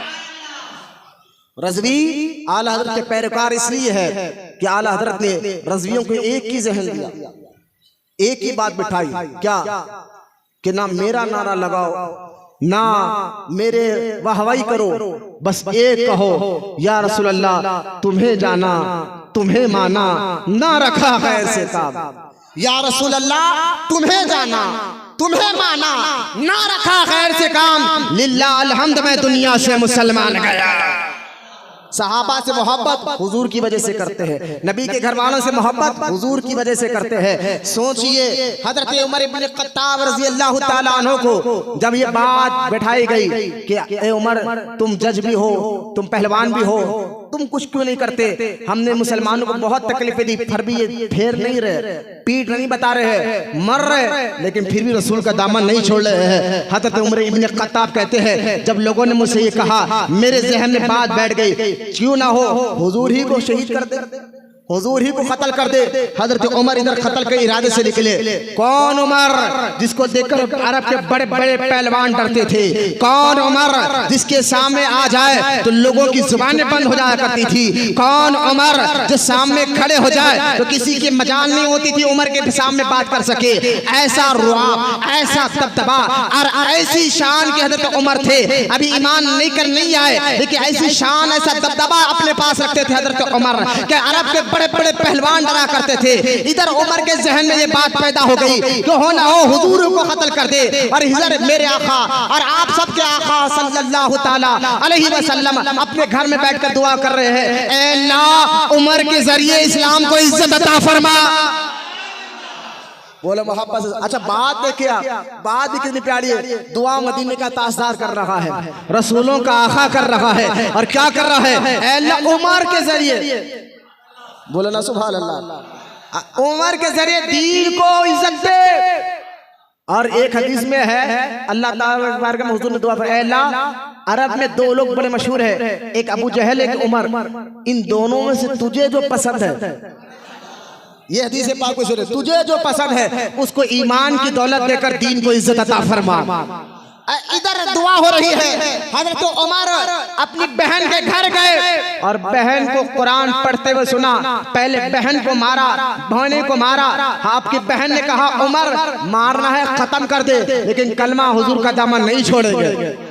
कहा जब बहन से ये बात सुनी तो आप परे चकरा गए कि एक दौर था मेरी बहन मेरे सामने सर उठाना के लिए डरती थी, आज इतनी हिम्मत इतनी जुर्रत कि मुझे आंख में आंख मिलाकर कहती है उमर जिस खत्ताब के तुम बेटे हो उसी खत्ताब की मैं भी बेटी हूँ, काम मार दो, लेकिन ये दामन रसूल पाक का नहीं छोड़ेगा।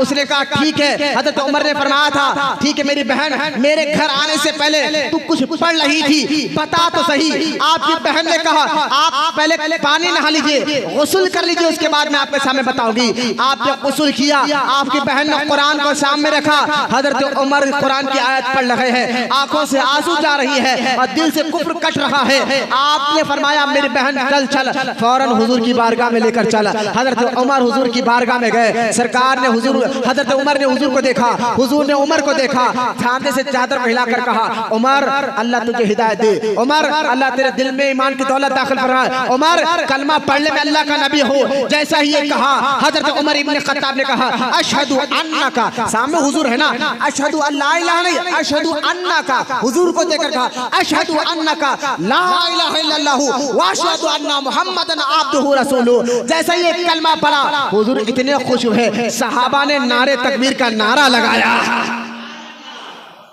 और इधर नारा लगा, इतने में जिब्रील आ गए अलैहिस्सलाम। जिब्रील आ गए और आकर कहा या रसूल अल्लाह जैसा उमर के ईमान लाने पर ये हदीस सही हदीसों के सामने मैं आपके सामने रख रहा हूँ, जरा बच्चे गौर से सुने। जिनकी सही हदीसों में हुजूर खुद बयान करे, आज उनके बारे में बकोगे तुम, उनके बारे में बोलेगे वो जालिम थे माज़अल्लाह। हमें तुम्हारी बातों की जरूरत नहीं, कुरान हदीस हमारी लिए काफी है इन जातों को समझने के लिए। लिहाजा हदीस पाक में आता है, जैसा ही उमर इब्न खत्ताब ने ईमान लेकर आए, जिब्रील अल्लाह के रसूल की बारगाह में हाजिर हुए और अर्ज करते हैं, ए अल्लाह के रसूल, अल्लाह आपको सलाम कहता है। और अल्लाह फरमाता है, जैसा उमर के ईमान लाने पर जमीन के लोग खुशियां मना रहे हैं, इसी तरह आसमान पर फरिश्ते भी खुशियां मना रहे हैं। आप गौर फरमाइए कि जिनके ईमान लाने पर फरिश्ते खुशियां मनाए आसमान पर, जिसके ईमान लाने पर जिब्रील खुशी मनाए, वो हजरत उमर इब्न खत्ताब का ईमान कितना मजबूत होता। लिहाजा हजरत उमर ने फिर सारी जिंदगी हुजूर के साथ खड़े रहे। मैं वाकयात नहीं सुनाता, आपके फजाइल बहुत है, बल्कि एक हदीस में आता है कि अल्लाह के रसूल सल्लल्लाहु अलैहि वसल्लम ने फरमाया, ए जिब्रील कभी मेरे उमर के फजाइल बयान कर, मेरे उमर के बारे में बता।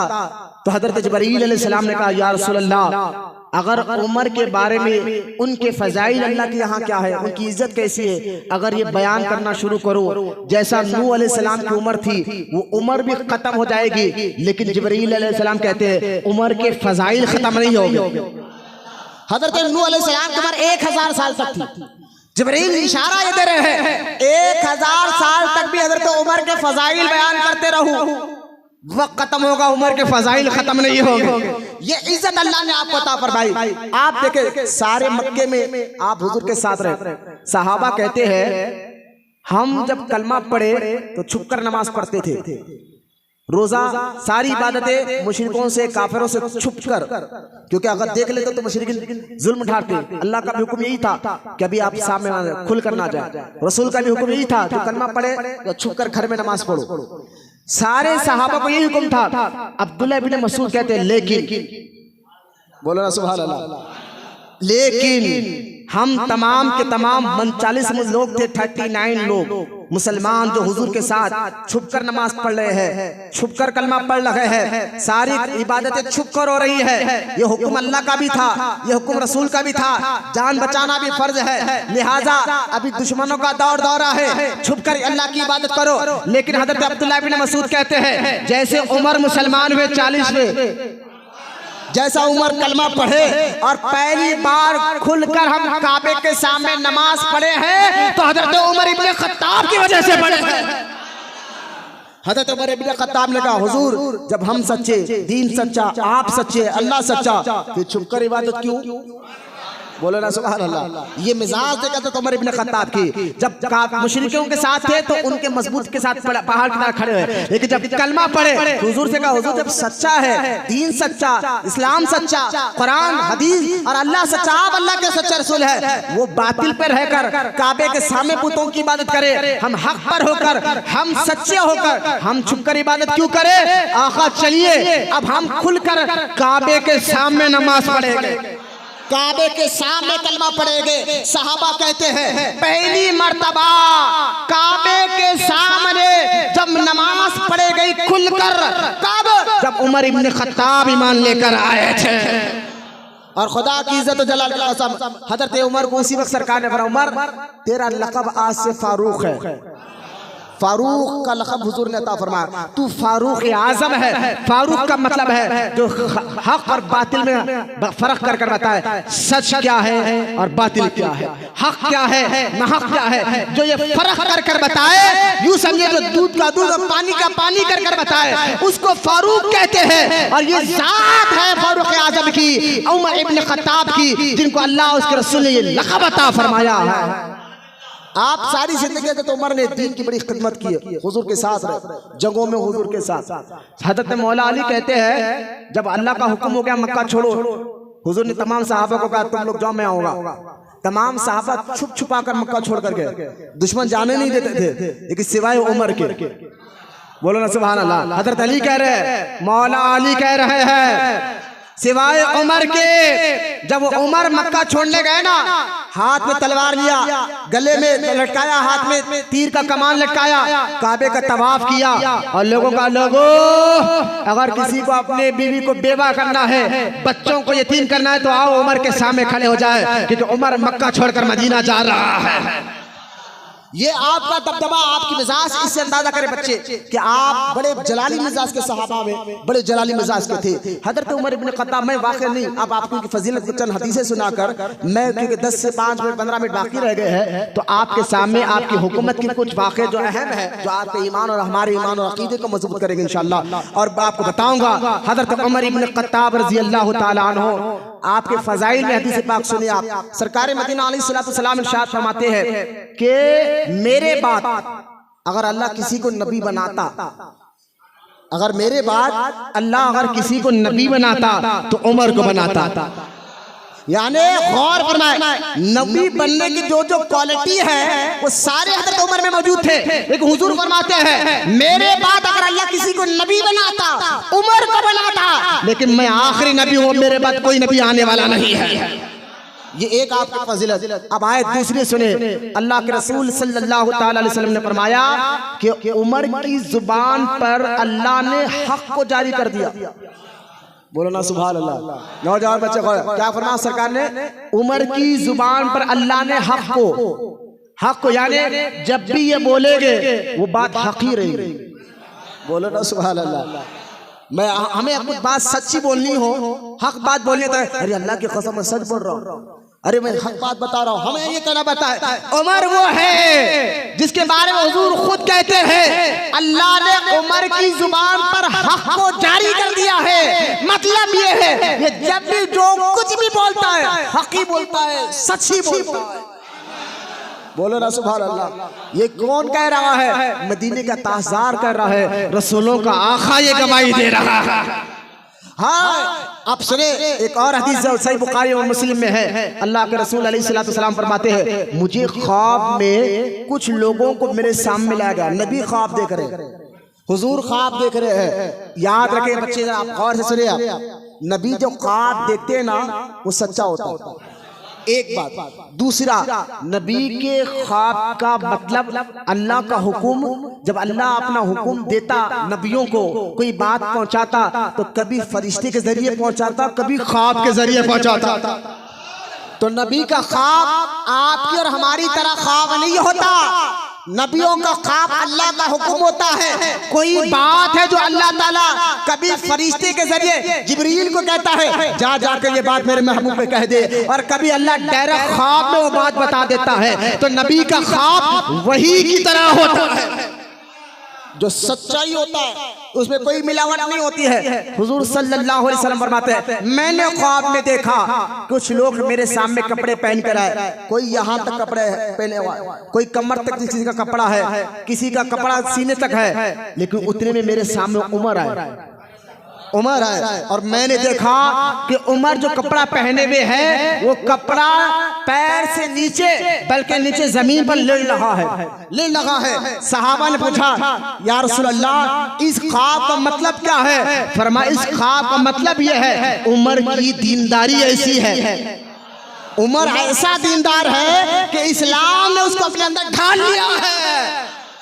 इसका मतलब यह है। ये दूसरी फजीलत। और एक फजीलत सुने आप। हजरत मौला अली रजी अल्लाह तआला अन्हु फरमाते हैं कि अल्लाह ने उमर की जुबान पर हक को जारी कर दिया। इसलिए हजरत अली फरमाते थे उमर को कुछ ना कहो, जो ये कहता है ना वो हो जाता है। बोलो ना सुभान अल्लाह। जो ये कहता है वो हो जाता है। हजरत उमर इब्न खत्ताब रज़ी अल्लाह तआला अन्हु कि जाहिर को बातिन को, अच्छा ये आपकी फजीलत है। यहाँ तक के हजरत अमीर मोमिनीन अबू बकर सिद्दीक रज़ी अल्लाह तआला अन्हु को देखकर सरकार उमर इब्न खत्ताब ने फरमाया था ए तमाम नबियों रसूलों से बेहतर आदमी ए अबू बकर। ये लफ्ज़ हज़रत उमर ने अबू बकर को कहा ऐ तमाम नबियों रसूलों से बेहतर आदमी तुम हो अबू बकर। हज़रत अबू बकर ने फरमाया उमर तुमने मेरे लिए कहा मैंने नहीं, मैंने हुजूर से सुना कि इस जमीन पर नबियों रसूलों के बाद बेहतर अबू बकर है। तो हजरत अबू बकर ने फरमाया, ऐ उमर तुमने मेरी फजीलत कहा ना, अब सुनो मैंने भी रसूल पाक सल्लल्लाहु अलैहि वसल्लम से सुना है। अल्लाह के रसूल अलैहिस्सलाम ने फरमाया, सूरज इस दुनिया पर जब तुलू होता है तो उस सूरज की रोशनी सबसे बेहतर आदमी अगर किसी पर गिरी है वो हजरत उमर इब्न खत्ताब की ज़ात मुबारक है। सूरज उस बेहतर आदमी पर तुलू होता है जो उमर इब्ने खत्ताब रज़ी अल्लाह ताला अन्हो की ज़ाते मुबारका है। लिहाजा हजरत उमर इब्ने खत्ताब के अगर आप जिंदगी देखें, जंग बदर में हुजूर के साथ, अहद में हुजूर के साथ, कई जगहों में हुजूर के साथ, यहाँ तक के हजरत उमर इब्न खत्ताब की मिजाज देखे, इतनी मोहब्बत थी अल्लाह से, रसूल से, दीन से, कुरान से कि जर्रा बराबर भी हुजूर सल्लल्लाहु ताला अलैहि व आलिहि व सल्लल्लाहु वसल्लम की बारगाह अक़दस में कोई जरा बराबर भी बात करता, हजरत उमर बर्दाश्त नहीं होते, बोलते। आप सुने, देखिए मोहब्बत के नजारे में आपको दिखाता हूं अल्लाह रसूल से मोहब्बत कैसी थी हजरत उमर को। 3 बातें आपको सुनाता हूं। पहली बात सुने, जंगे बदर में जब सबसे इस्लाम के सबसे पहली जंग बदर हुई, गौर से सुने, थकान को खत्म करे, मैं भी बोल रहा हूं, आप बैठे हुए बैठ के मत थकिए, बड़ी मोहब्बत देखे। सहाबा कहते हैं अगर तुम्हारे पास सस्ती कहली है तो उमर का जिक्र करो। आज हजरत उमर का जिक्र आया, चेहरे हशाश होना चाहिए। सुनिए आप, अल्लाह रसूल से कैसी शदीद मोहब्बत थी जिसके बारे में हदीस में आता है, अल्लाह के रसूल अलैहिस्सलाम फरमाया कि सुनो, ईमान की मिठास अगर चाखना है तो अल्लाह के लिए मोहब्बत और अल्लाह के लिए दुश्मनी रखो। यानी अल्लाह के दोस्तों से दोस्ती, अल्लाह के दुश्मनों से दुश्मनी। इसकी मिसाल आपके सामने रख रहा हूँ। जंगे बदर के वक्त जो है अल्लाह के रसूल अलैहिस्सलाम बदर के मैदान में तमाम सहाबा को कहा कि देखो जो अरब के लोग लड़ने आ रहे हमारे से, उनमें एक मेरा चाचा भी है हजरत अब्बास, उन पर कोई तलवार ना उड़ा, उन पर कोई तलवार। हुजूर कह रहे हैं मेरे जो चाचा आ रहे हैं मुशरिकों के साथ, उनके ऊपर कोई तलवार ना उठाए क्योंकि वो मजबूरी के तौर पर आ रहे हैं, जबरदस्ती उनको लेकर आया जा रहा है, उन पर कोई तलवार ना उठाए। सहाबा इकराम में से एक सहाबी आपस में बात करते करते उनकी जुबान से निकला जज्बे में, लो ये क्या बात हुई कि हम अपने खानदान के लोगों को मारे और हुजूर के खानदान को ना छोड़। गौर से सुनिए बात को। एक सहाबी की जुबान में जज्बे से ये बात निकल गई कि ये क्या बात हुई कि उस खानदान कबीले में हमारे खानदान के भी लोग हैं, हम उनको कत्ल करें और हुजूर के चाचा को छोड़ दे, ये क्या बात हो गई। बस जज्बे में, उनके दिल में कोई बेअदबी नहीं थी, एक बात निकल जाती। कभी मुर्शिद कुछ कह दे तो मुरीद जज्बे में कुछ कह देता है, जज्बे में बात निकल गई। माज़अल्लाह मुनाफिकत कुछ नहीं थी, मोहब्बत थी, जज्बे में बात निकल गई और ये बात हुजूर के कानों तक पहुंची। अल्लाह के रसूल अलैहिस्सलाम ने हजरत उमर को बुलाया और बुलाकर फरमाया, ए अबू हफ्स, बोलो ना सुभान अल्लाह। क्या फरमाया? हजरत उमर कहते हैं खुदा की इज्जत जलाल कसम, पहली मर्तबा हुजूर ने ये लक़ब से मुझे पुकारा, ए अबू हफ्स, ए हफ्सा के बाप, बोलो ना सुभान अल्लाह, ए हफ्सा के बाप। लिहाजा इसलिए आपकी कुन्नियत देखे, इमाम मिंबर पर भी पढ़ता है तो अबू हफ्स कहता है। अरे भाई अबू हफ्स का मतलब ए हफ्सा के बाप। हजरत उमर के 2 या 3 बेटे थे, आपकी कुन्नियत हजरत उमर की कुन्नियत ए अबू अब्दुल्ला भी होना चाहिए, ए अब्दुल्ला के बाप ना, आप अबू हफ्स कहते थे। मतलब देखिए अगर आपका कोई बेटा हो, आपके बेटे का नाम अब्दुल्ला है, ए अबू अब्दुल्ला यानी अब्दुल्ला का बाप ए, तो लिहाजा हजरत उमर रज़ी अल्लाह सहाबा की अरब में ये शुरू से आदत थी, वो कुन्नियत बेटे के नाम पर रखते थे, बेटी के नाम पर नहीं रखते थे। लेकिन किसी ने पूछा कि उमर तुम्हारे 2 बेटे भी हैं, उनके नाम पर कुन्नियत नहीं रखे, ये अबू हफ्स क्यों अपने आप को पुकारते हो, हफ्सा का बाप क्यों पुकारते हो? हजरत उमर कहते हैं जो इज्जत अल्लाह ने मुझे इस बेटी के जरिए दी है, बोलो ना सुभान अल्लाह। क्यों दिए मैं आपको बताऊंगा। जो इज्जत अल्लाह ताला ने ये मेरी इस बेटी के जरिए से दी है, वो इन बेटों के जरिए वो इज्जत नहीं मिली। जो इज्जत जो है अल्लाह ने इस बेटी के जरिए मुझे दी है, मतलब ये है कि मेरी बेटी हफ्सा हुजूर की मुकद्दस बीवी है। निस्बत का ख्याल ऐसे सहाबा रखते थे। आज बोल रही हूँ निस्बत क्या है, मैंने कहा अरब से चल कर आया, निस्बतों का ख्याल सोचिए। हज़रत उमर कहते हैं अबू हफ्सा कहना, अगर कोई आपको अबू हफ्सा कहकर पुकारता, ए हफ्सा के बाप, अरे अरब में ये थी कि बेटे की कुनियत पुकारा जाता, आपको बेटी की कुनियत से पुकारा जाता, आप खुश हो जाते, इतना खुश हो जाते कि हाँ ये लक़ब ऐसा है कि हुजूर ने भी इसी लक़ब से मुझे पुकारा है। आप देखिए हज़रत अबू हफ्स सरकार फारूक को जब ये कान में बात पहुंची कि कुछ लोग ऐसा कह रहे हैं, सरकार ने उमर को बोला अबू हफ्स, सरकार जज्बे में कह रहे अबू हफ्स, ए उमर, हफ्सा के बाप उमर, अब ऐसा भी वक्त आएगा कि लोग नबी के चाचा पर तलवार उठाएंगे। एक बार नहीं 2 बार हुजूर ने कहा, हज़रत उमर का जलाल देखे, कहा या रसूलल्लाह आवाज दीजिए ना, अभी उस शख्स की गर्दन निकाल कर लाता। है बोलो सुभान अल्लाह। मोहब्बत देखिए अल्लाह रसूल से। लेकिन उस सहाबी ने कहा आकर हुजूर, मैं जो कहा जज्बे में बात ने कहा, मेरा मकसद आपके दिल को तकलीफ देना नहीं था, लेकिन मेरे आका अब जुबान से ये बात निकल ही गई ना, पहले तो आप मुझे माफ कर दे, दूसरा दुआ कर दे, अब ये जिंदगी रहकर कोई फायदा नहीं है, अल्लाह मुझे बदर में शहादत का मौत अता फरमा। खैर उस सहाबी को बदर में शहादत का अल्लाह ने मुकाम मर्तबा अता फरमाया। ये एक और हदीस सुने आप, हज़रत उमर को अल्लाह उसके रसूल से मोहब्बत कितनी थी। एक और हदीस सुने आप, सुने कि एक मर्तबा सरकार मदीना अलैहिस्सलाम के घर हुजूर हज़रत उमर इब्न खत्ताब गए और अपनी बेटी, क्योंकि आपकी बेटी हुजूर की मुकद्दस बीवी थी, हफ्सा से पूछा हुजूर कहाँ गए। अपनी बेटी से पूछा कि हफ्सा बताओ हुजूर कहाँ गए। कहा हम दोनों में कुछ बात हुई, मियाँ बीवी में बात होती ना, हम दोनों में कुछ बात हुई तो कुछ बात मेरी बात हुजूर को पसंद नहीं आई, तो हुजूर यहाँ से निकल कर कहाँ पता नहीं बाहर तशरीफ लेकर गए। अब इतना सुनना था, हज़रत उमर का चेहरे का रंग बिगड़ गया और अपनी बेटी पे जलाल में करेगा ठहर, मैं अभी आता हूँ। हुजूर को ढूंढते ढूंढते गए, फला जागा हुजूर तशरीफ फरमा थे, सरकार की बारगाह में जाकर कहे कि या रसूल अल्लाह मैं आना चाहता हूँ। बाहर खादिम ने कहा ठहरिए, आपको आने की इजाजत नहीं है। 2 मरतबा का उमर से, हज़रत उमर ने कहा खादिम से कौन हूँ मैं मिलने आया हुजूर से। कहा नहीं हुजूर अभी आपको बुला नहीं पा रहा, बाद में आए। 2 मरतबा हुआ, तीसरी मरतबा आपके खादिम से हज़रत उमर ने बोला जाकर कहो अगर हुजूर अंदर आने की इजाजत नहीं देते, मेरी बेटी की वजह से दिल दुखाए ना, अभी मैं बेटी की गर्दन निकाल कर लाता।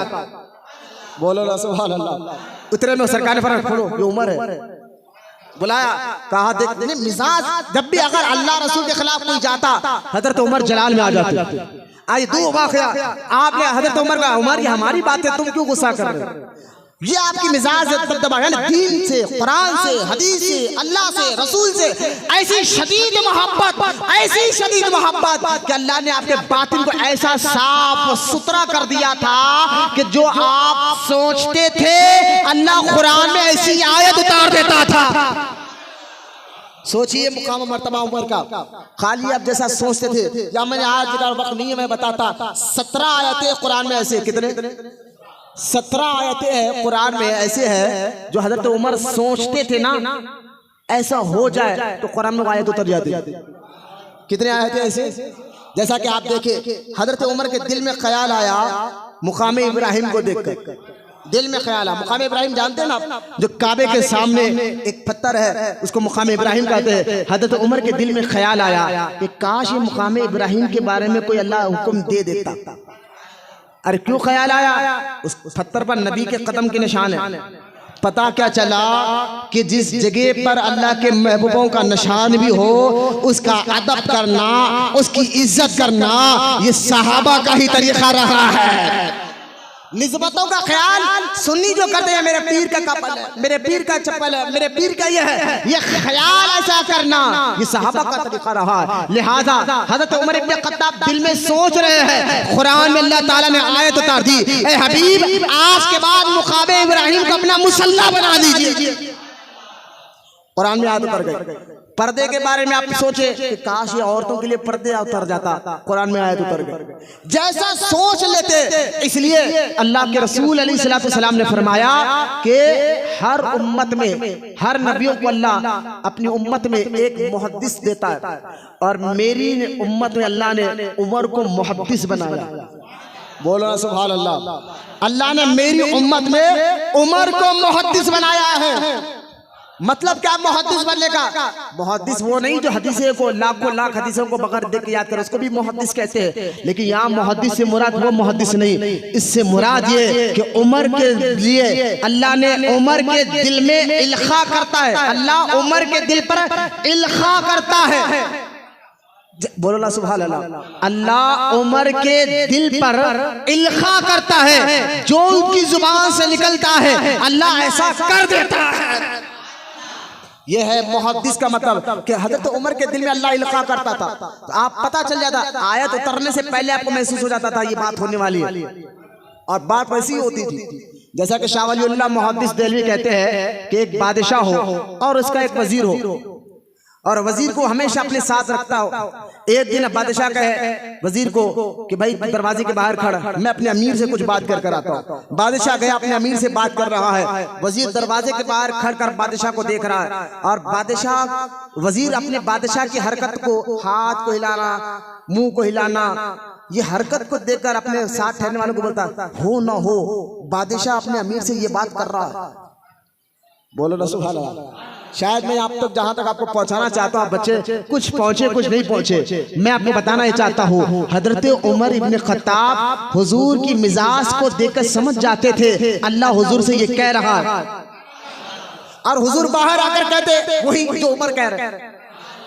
क्यों कहते कि रंग ऐसा चढ़ गया था हजरत उमर को हुजूर की मिजाज का कि हुजूर के बातचीत को देखकर हजरत उमर इब्न खत्ताब को अंदाजा हो जाता, हो ना हो हुजूर पर अल्लाह ने कुरान की आयत उतारा होगा, और हुजूर बाहर आकर वही बात कहते जो उमर अपने साले अपने हुजूर के आने से पहले अपने साथ वालों को कह दिया करते थे। लिहाजा यह हजरत उमर इब्न खत्ताब का मुकाम मर्तबा। आप एक मरतबा हुजूर से किसी ने कहा, या रसूलल्लाह मदीना मुनव्वरा जब से आप आए हैं और जब से मक्का फतह हुआ है और जब से लोग आपके वजीर बनकर दूसरे मुल्कों में दीन का पैगाम लेकर जा रहे हैं, सबको आप पैगाम देकर पहुंचा रहे हैं, लेकिन कभी भी आपने ये नहीं देखा अबू बकर और उमर, इन दोनों को आप कहीं नहीं भेजते। बोलो ना सुभान अल्लाह। इन दोनों को आप किसी मुल्क में फला काम के लिए नहीं भेजते, हमेशा आप अपने साथ रखते दोनों को। आप देखिए सरकार फरमाते हैं कि मेरे गुलामों सुनो, अबू बकर और उमर से मेरा दिल भरता ही नहीं। अरे बोलो सुभान अल्लाह। वो अबू बकर वो उमर क्या हुजूर के खानदान पर जुल्म करेंगे? हुजूर अलैहिस्सलाम से इतनी मोहब्बत करने वाले, हुजूर इनसे इतनी मोहब्बत करने वाले, वो जुल्म करेंगे माज़अल्लाह। लिहाजा सरकार कहते थे कि लोगों अबू बकर उमर के बारे में मत कहो कि अबू बकर उमर से मेरा दिल भरता ही नहीं। अबू बकर और उमर मेरे लिए ऐसा है जैसा आँख है, जैसा कान है, जैसा आँख और कान है ऐसा मेरे लिए अबू बकर और उमर है। आप देखें हुजूर से तो मोहब्बत थी ना, लेकिन हुजूर के खानदान से इतनी मोहब्बत थी हज़रत उमर को, इतनी मोहब्बत थी कि जब हुजूर सल्लल्लाहु अलैहि वसल्लम पर्दा फरमाए, उस वक्त इमाम हसन और इमाम हुसैन की उम्र 4 साल थी। हुजूर पर्दा फरमाया तो हसनैन की उम्र कितनी थी? समय कर कितनी थी? उसके बाद हजरत अबू बकर सिद्दीक खलीफा बने 2 साल खिलाफत में रहे। हजरत अबू बकर सिद्दीक पर्दा फरमाए, उस वक्त हसनैन की उम्र कितनी हुई? समय कर कौन बैठे आने जाने बैठने वालों को मत देखे, मेरी तरफ देखे। कितने साल हुई? 6 साल हो गए। उमर इब्न खत्ताब खलीफा बने। हजरत उमर के दौर में दीन इतना फैला, बोलो ना सुभान अल्लाह। कई इलाके फतह हुए, कई मुल्क फतह हुए। सहाबा कहते हैं कि 44 मुल्क फतह हुए, 32 लाख मुरब्बा मील तक दीन फैला। हजरत उमर इब्न खत्ताब के दौर में 10 साल आपकी खिलाफत थी। सुने हजरत उमर के दौर में आखिर की बात बता रहा हूँ, जब आप खलीफा बन गए हुजूर पर्दा फरमा चुके हैं, अबू बकर पर्दा फरमा चुके हैं, उमर इब्न खत्ताब का दौर है। हसनैन करीमैन की उम्र उस वक्त 10 साल या 11 साल की उम्र मुबारक है। यमन से बड़े भारी कपड़े, क्योंकि यमन फतह हुआ था, वहां से बड़े बड़े भारी किस्म के जोड़े आए। आज जैसा कि गुजरात में बड़े बड़े कपड़ों की मिल है ना, हुजूर के दौर में यमन में से कपड़े बनते थे, भारी भारी कपड़े बनते थे।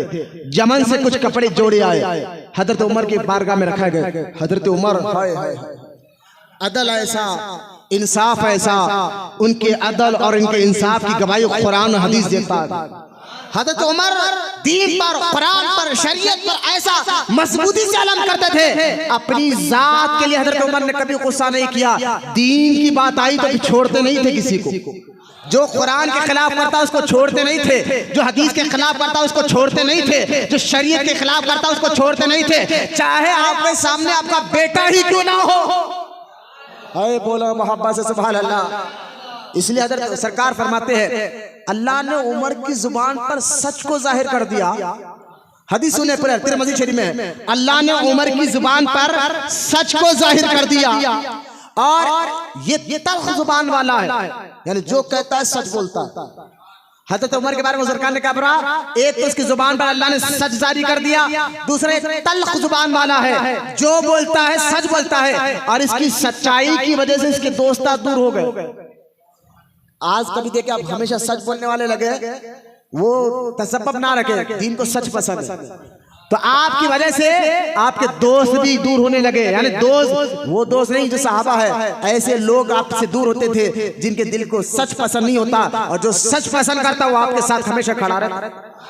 लिहाजा वो हजरत उमर इब्न खत्ताब जो दीन के खिलाफ जरी बात को बर्दाश्त ना करे, आपके खिलाफत चल रही है। अरे भाई उस दौर का सुपर पावर मुल्क, जैसे आज के दौर का सुपर पावर मुल्क कौन है? अमेरिका। लोग कहते हैं अमेरिका, ठीक है, यूएसए है, ये अमेरिका से कोई लड़ेगा, पावरफुल मुल्क है। उस दौर में सहाबा के दौर में कैसर और किसरा, मुल्क रोम, मुल्क ईरान, ऐसे मुल्क थे कि उनके खिलाफ जंग लड़ना तो दूर की बात है, सोचता कोई नहीं था। वो थे ऐसे कैसर और किसरा, सहाबा खास उमर इब्न खत्ताब के दौर में वो कैसर और किसरा भी उमर के नाम से कापा करते थे। बोला मोहब्बत से सुभान अल्लाह। ये दौर हजरत उमर इब्न खत्ताब का 10 साल तक हजरत उमर खलीफा बने, दीन फैलता रहा। फितने की हिम्मत नहीं होती थी फितना सर उठाए, फितना नहीं बस दीन ही फैलता रहा। सहाबा, इसलिए उलमा कहते हैं अगर अल्लाह ताला उमर के जैसे एक और उमर को इस उम्मत में पैदा कर देता तो पूरी दुनिया में खाली इस्लाम होता।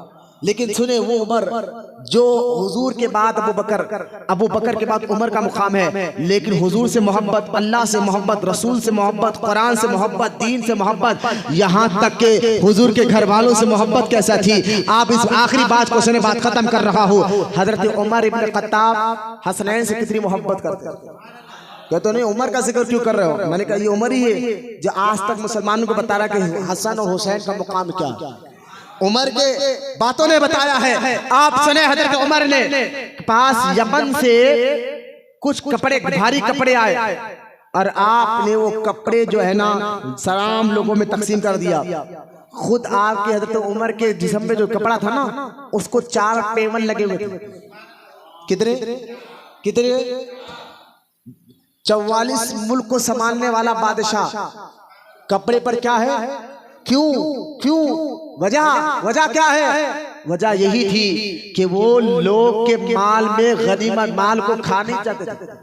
एक मामूली से एरिया का कारपेंटर आज करोड़पति बन जाता है, आज रोडों के पैसे खा जाता है। लेकिन उमर वो है जो 10 साल हुकूमत करने के बाद भी जिस्म पर कपड़े पेवन वाले पहनकर बताया कि सच को पकड़ कर चलो और अल्लाह ताला तुम्हें दुनिया और आखिरत में इज्जत अता फरमाएगा। उमर कौन है? अरे भाई, आज एक इलाके का काउंसलर बन जाए तो वो खा जाता है लाखों, लेकिन हजरत उमर 44 मुल्क के बादशाह बन गए। घर आते हैं, अपनी की बीवी कहती है कुछ कप मसाले रखने के लिए खाली डब्बी होना चाहिए, डब्बियां नहीं है, लेकिन माले गनीमत यानी गवर्नमेंट के माल में जो मुसलमानों के लिए माले गनीमत आया है, गवर्नमेंट का माल आया है, उसमें कुछ खाली डब्बियां है, खाली डब्बियां हम क्या इस्तेमाल कर ले घरों में उसमें मसाले रखने के लिए? मुझे आप बताइए नौजवानों, खाली डब्बी है वही गवर्नमेंट का माल है, लेकिन आप बताएं अगर कोई उसको इस्तेमाल कर रहा है, क्या ऐब की बात है? हजरत उमर ने फरमाया ठहर जा, ये माल मेरा नहीं है जो मैं कमा कर लाया हूँ, ये हुकूमत का माल है, मुसलमानों के लिए वक्त किया हुआ माल है, गवर्नमेंट का माल है। ठहर जा, पहले तमाम लोगों से मशवरा तो कर लूं कि इसका इस्तेमाल करूं या ना करूं।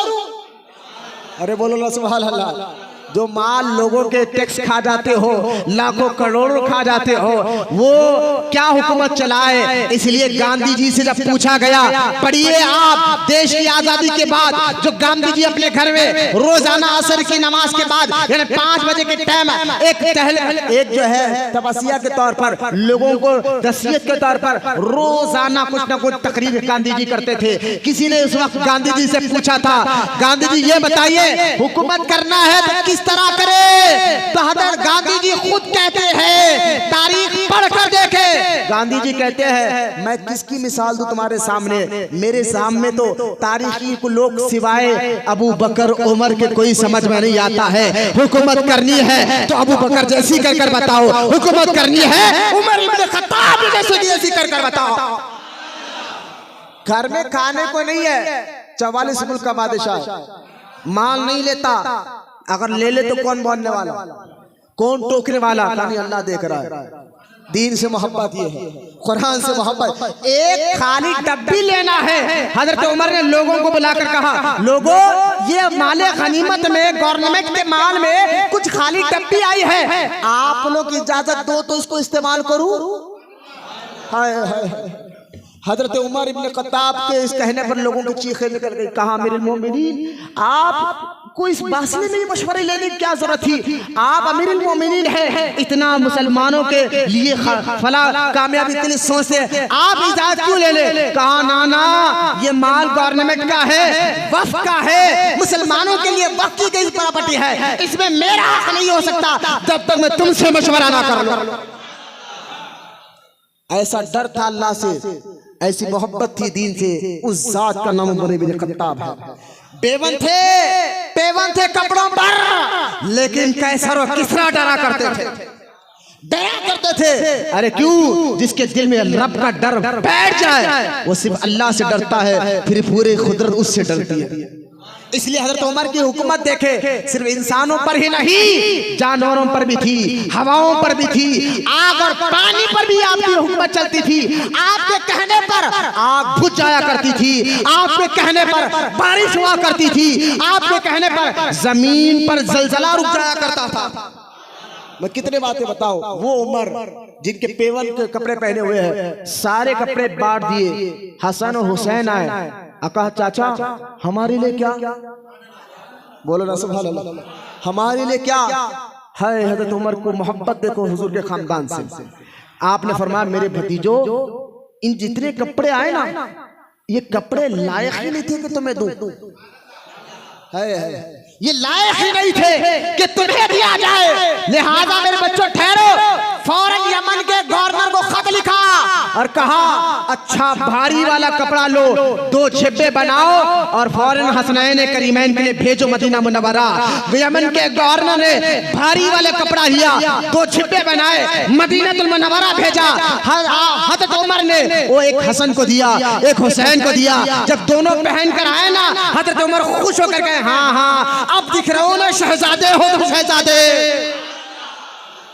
वो उमर जो मोहब्बत अहले बैत से ऐसी करो, वो बीबी फातिमा को लात मारेगा। शियो चुल्लू भर पानी में डूब मरो तुम लोग।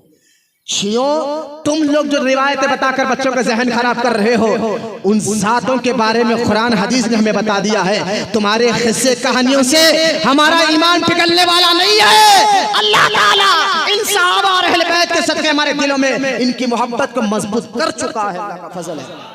लिहाजा हजरत उमर ऐसी मोहब्बत करते थे।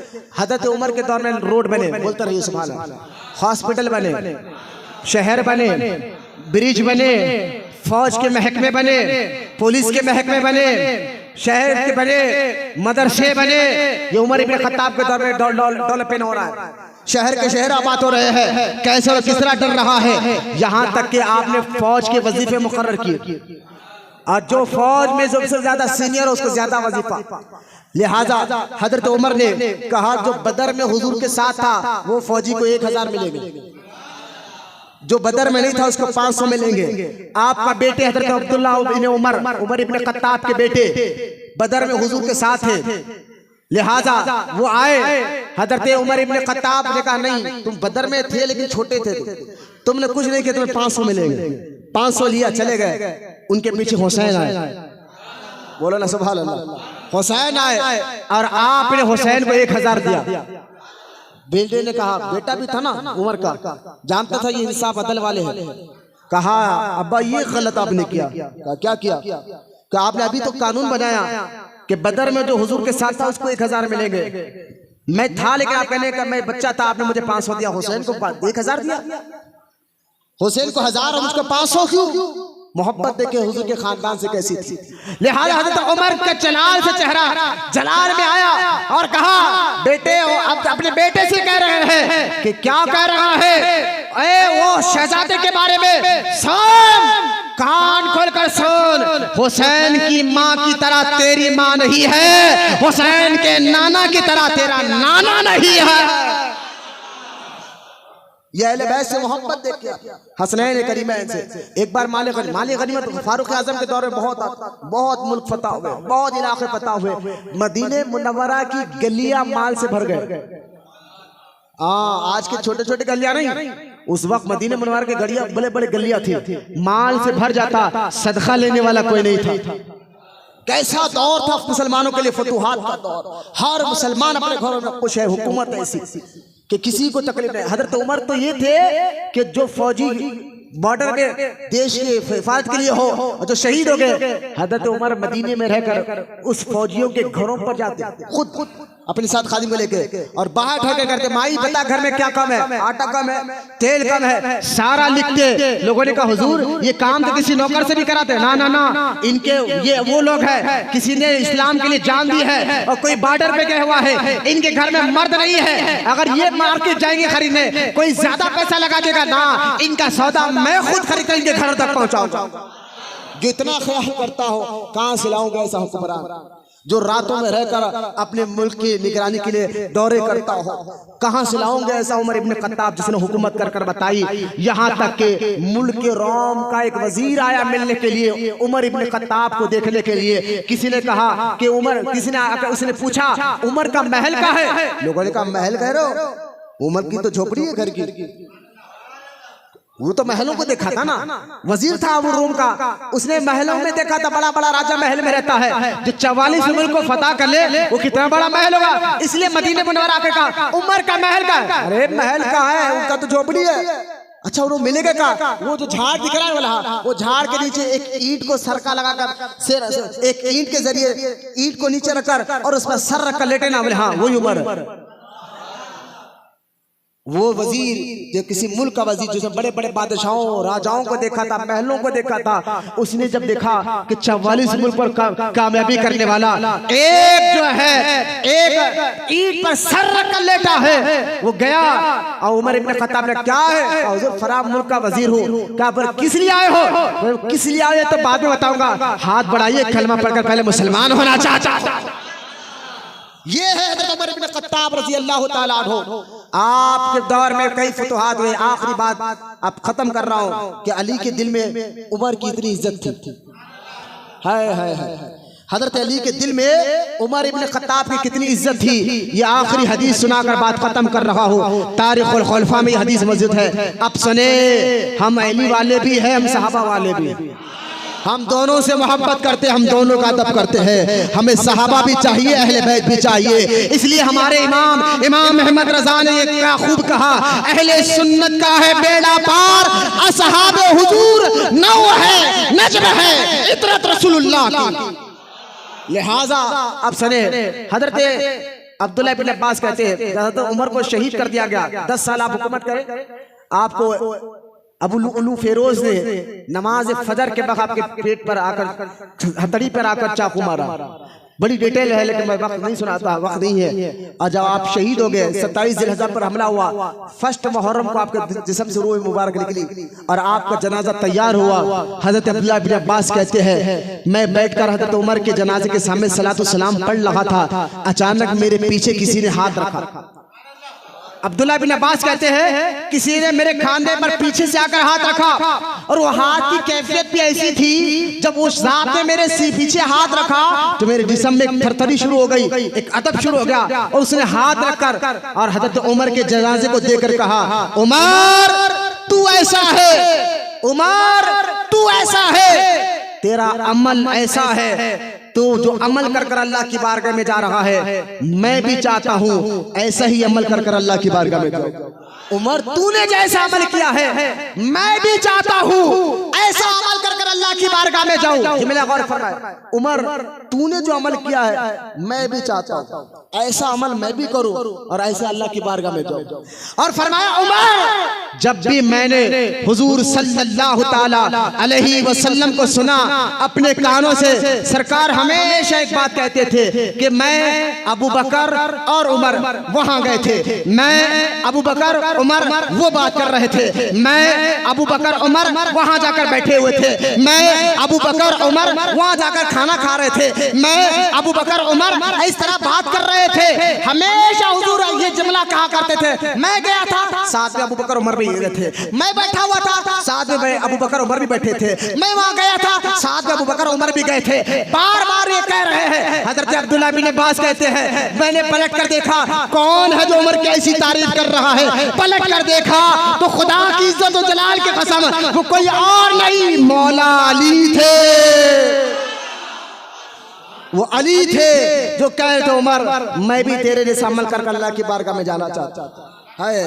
अगर वो अली के सामने उनकी बीवी को मारा जाए और अली खामोश हो जाए, किस तरह की बातें ढोंगी कर कर आज जो है बच्चों को भटकाया जा रहा है। हम अहले सुन्नत है, हमें सहाबा का भी अदब करना है, हुजूर के खानदान का भी अदब करना है। ये दोनों की मोहब्बत ईमान का तकाजा है, इसमें बैलेंस हमेशा रखिए, नीचे ऊपर होने मत दीजिए, तराजू को बैलेंस रखिए। सहाबा और अहले बैत किसी को सुन्नी कहा जाता है। जो इन दोनों में से किसी के बारे में कुछ कहे तो सुन्नी है, तो सुन्नी है ही नहीं कि 1300 साल से सुन्नियों का ये अकीदा है जो इमाम अहमद रज़ा ने कहा कि अहले सुन्नत का है बेड़ा पार, असहाबे हुजूर नाव है, नज्म है इतरत रसूलुल्लाह। लिहाजा नाव हुजूर के खानदान, नज्म तारों को कहते हैं सहाबा। लिहाजा अल्लाह की बारगाह में मैं दुआ करता हूँ, अल्लाह हम तमाम को कहने सुनने से ज्यादा अमल की तौफीक अता फरमाए। अल्लाह ताला हमें सच्चा आशिक रसूल बनाए, क़यामत तक अल्लाह ताला हमारी नस्लों में आशिक रसूलों को पैदा फरमाए। अल्लाह हमें दीन से मोहब्बत अता फरमाए, कुरान और शरीयत से मोहब्बत अता फरमाए, दीन सीखने समझने उस पर अमल की तौफीक अता फरमाए, नेकियों से मोहब्बत अता फरमाए, गुनाहों से नफरत अता फरमाए। करबला के वाक़यात या अल्लाह हो गए, हक कहने, हक सुनने, हक बोलने के अल्लाह हमें तौफीक अता फरमाए। वमा अलैना इल्लल बलाग वल्हम्दुलिल्लाहि रब्बिल आलमीन।